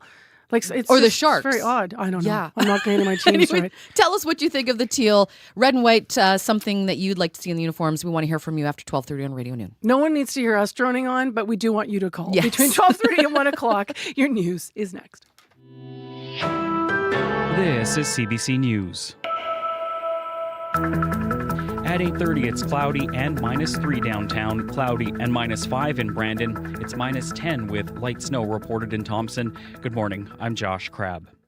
New data shows Winnipeg has seen one of Canada's sharpest rises in violent crime on public transit. Between 2018 and 2024, assaults and other violent incidents nearly tripled. Much of that violence is concentrated downtown, but bus drivers say it can happen anywhere in the city. Transit Union President Chris Scott calls the numbers disturbing and upsetting, but not surprising. We are still getting regular reports of incidents happening on the bus, obviously the riding public as well as the operator. And it just demonstrates how much more work we need to do to make transit service safe in the city. Scott says the city's new safety teams and fare enforcement have helped at times, but operators are still reporting escalating violence, including weapons and threats. You can see more, including maps showing where incidents occurred, on the CBC Manitoba webpage. Manitoba's Families Minister says she supports the findings in the Red Dress Alert report. It was released yesterday after meetings with families of missing and murdered Indigenous women and girls. It's calling for a 24/7 line for people to contact if an Indigenous woman, girl, or gender-diverse person is missing. The report says too often families felt they were ignored by police and other organizations. Minister Nahanni Fontaine says now the province needs to examine what a Red Dress Alert would look like here. The report, it's not an ask of province right now, so we're going to have those preliminary discussions with Gaganaway and their team, and we'll see what that might look like in Manitoba. Fontaine says having a Red Dress Alert will help show Indigenous women and girls they are valued. A man accused of sexually assaulting a nurse in a hospital parkade earlier this month had recently been released from custody during a sentencing where a judge said his case felt hopeless. Court heard the man is homeless and struggles with schizophrenia and drug addiction. Criminologist Frank Cormier says the case highlights gaps in resources for people in those situations. The fact that a person in that situation is running afoul of the law is not at all surprising. The criminal justice system appears to be completely out of tools for how to deal with this. Court heard the man previously had housing but burned those bridges after leaving the door open and letting strangers in. Cormier says having more secure housing options for people who need it could be a step in the right direction. The city, meantime, says clearing out big homeless encampments comes with big challenges. The new bylaw prohibiting encampments in certain spaces went into effect last week. The city says 2 camps have already been cleared, but some are still standing. Greg McPherson from the city says there are 15 people living in the camp behind the Granite Curling Club, and finding them a place to stay is a major hurdle. The number of units that would be required for that site is fairly substantial. We want to be sure to make people those good offers and have something in hand when we visit them and ask them to move on. We want to be able to support them in that move. So I think it's more complex than I wish it was. McPherson says the city is trying to balance the needs of the people living in the encampments with people living near them. And one of Canada's greatest curlers is mourning a woman with whom she shares a surname and a spot in the record books. The family of Colleen Jones announced yesterday she died from cancer at the age of 65. Manitoba's Jennifer Jones was 14 years her junior, and although their teams were often competitors, the two skips quickly became friends. Jennifer Jones says she was heartbroken to hear of Colleen's death. Colleen had a magic, a sparkle about her, and there was nobody like Colleen. I remember the first time I met her, she made me feel as welcome as if I'd known her for 100 years. And that was the quality of Colleen that I think was the most special. It's just how she made you feel like you were a part of her family. Colleen Jones led her teams to 6 Canadian championships and 2 world championships, the exact same totals her friend Jennifer went on to achieve. Finally, if you're searching for some Christmas sparkle, you might see a little less of it along one of Winnipeg's major routes. The lights, shaped like angel stars and snowflakes that typically flank Portage Avenue, are in storage. The poles the lights are usually attached to are old and need to be replaced. Derek Reish says their absence will be hard to ignore. He's the person in charge of the city's festive displays. I'm sure as the snow hits and people start to get into a bit more of a festive mood, they might start to notice, because they're really a landmark display that's been up for quite a long time. Reish says it could take up to 2 years until the lights are back up. And that is the CBC News from Winnipeg. Your next local news is at 9 o'clock. All right, thanks for the morning, Josh. Thank you. Now, speaking of the news department, big thanks to Josh Crabb and Megan Ketchison and Joni Nicolo out there. Also, thanks to Jenna Badosso and Sierra Sanders, who did a lot of writing on today's program, our associate producers that worked on today's show. Our Studio 15 team, Corey Funk, Abby Adiemi, Darren Marash, and Sofia Peralta-Baron in the control room today as well. Also, Nellie Gonzalez is the producer of shows overall here at CBC Manitoba, and thanks to Leif Larson, who's a senior producer of audio. It's a team sport, this is, especially this morning. Corey, you've been running around. People don't see you behind the scenes, but no wonder you're so fit. I know. I'm going to be like, my wife's going to be like, what did you do today? I chased Santa today. Yeah, right? It could be, it's a new sport. It's called Directing the Morning Show. Yes. You were also picking up the traffic line. What's up now? Got a call from Margaret, northbound Sherbrooke, right around Sarah in the far right lane construction, just blocking that curb lane, so it might catch you a bit off guard. But other than that, things are fairly smooth out there on the road this morning. All right, thanks, Corey, for the morning. And Abby? We're seeing -12s and -13s in the northern part of the province, and down south we're seeing between -7 and -4 for most of the regions. Winnipeg at -3 at this time. We get to warm up. We just stay around -3 for the rest of the day. Light snow still falling in the north. All right, thanks, Abby. Thank you. So that is our Wednesday show. Thank you so much for joining us. You might have heard me mentioning on our road safety series that we're going to hear from the daughter of a Winnipegger who was killed on our roadways this year. We will have that for you tomorrow on Information Radio, so we hope you can tune in then. Take care, be well, Manitoba. I'm Marcy Marcusa. This has been CBC's Information Radio on 89.3 FM, 990 AM, on the app and YouTube. Have a great rest of your day.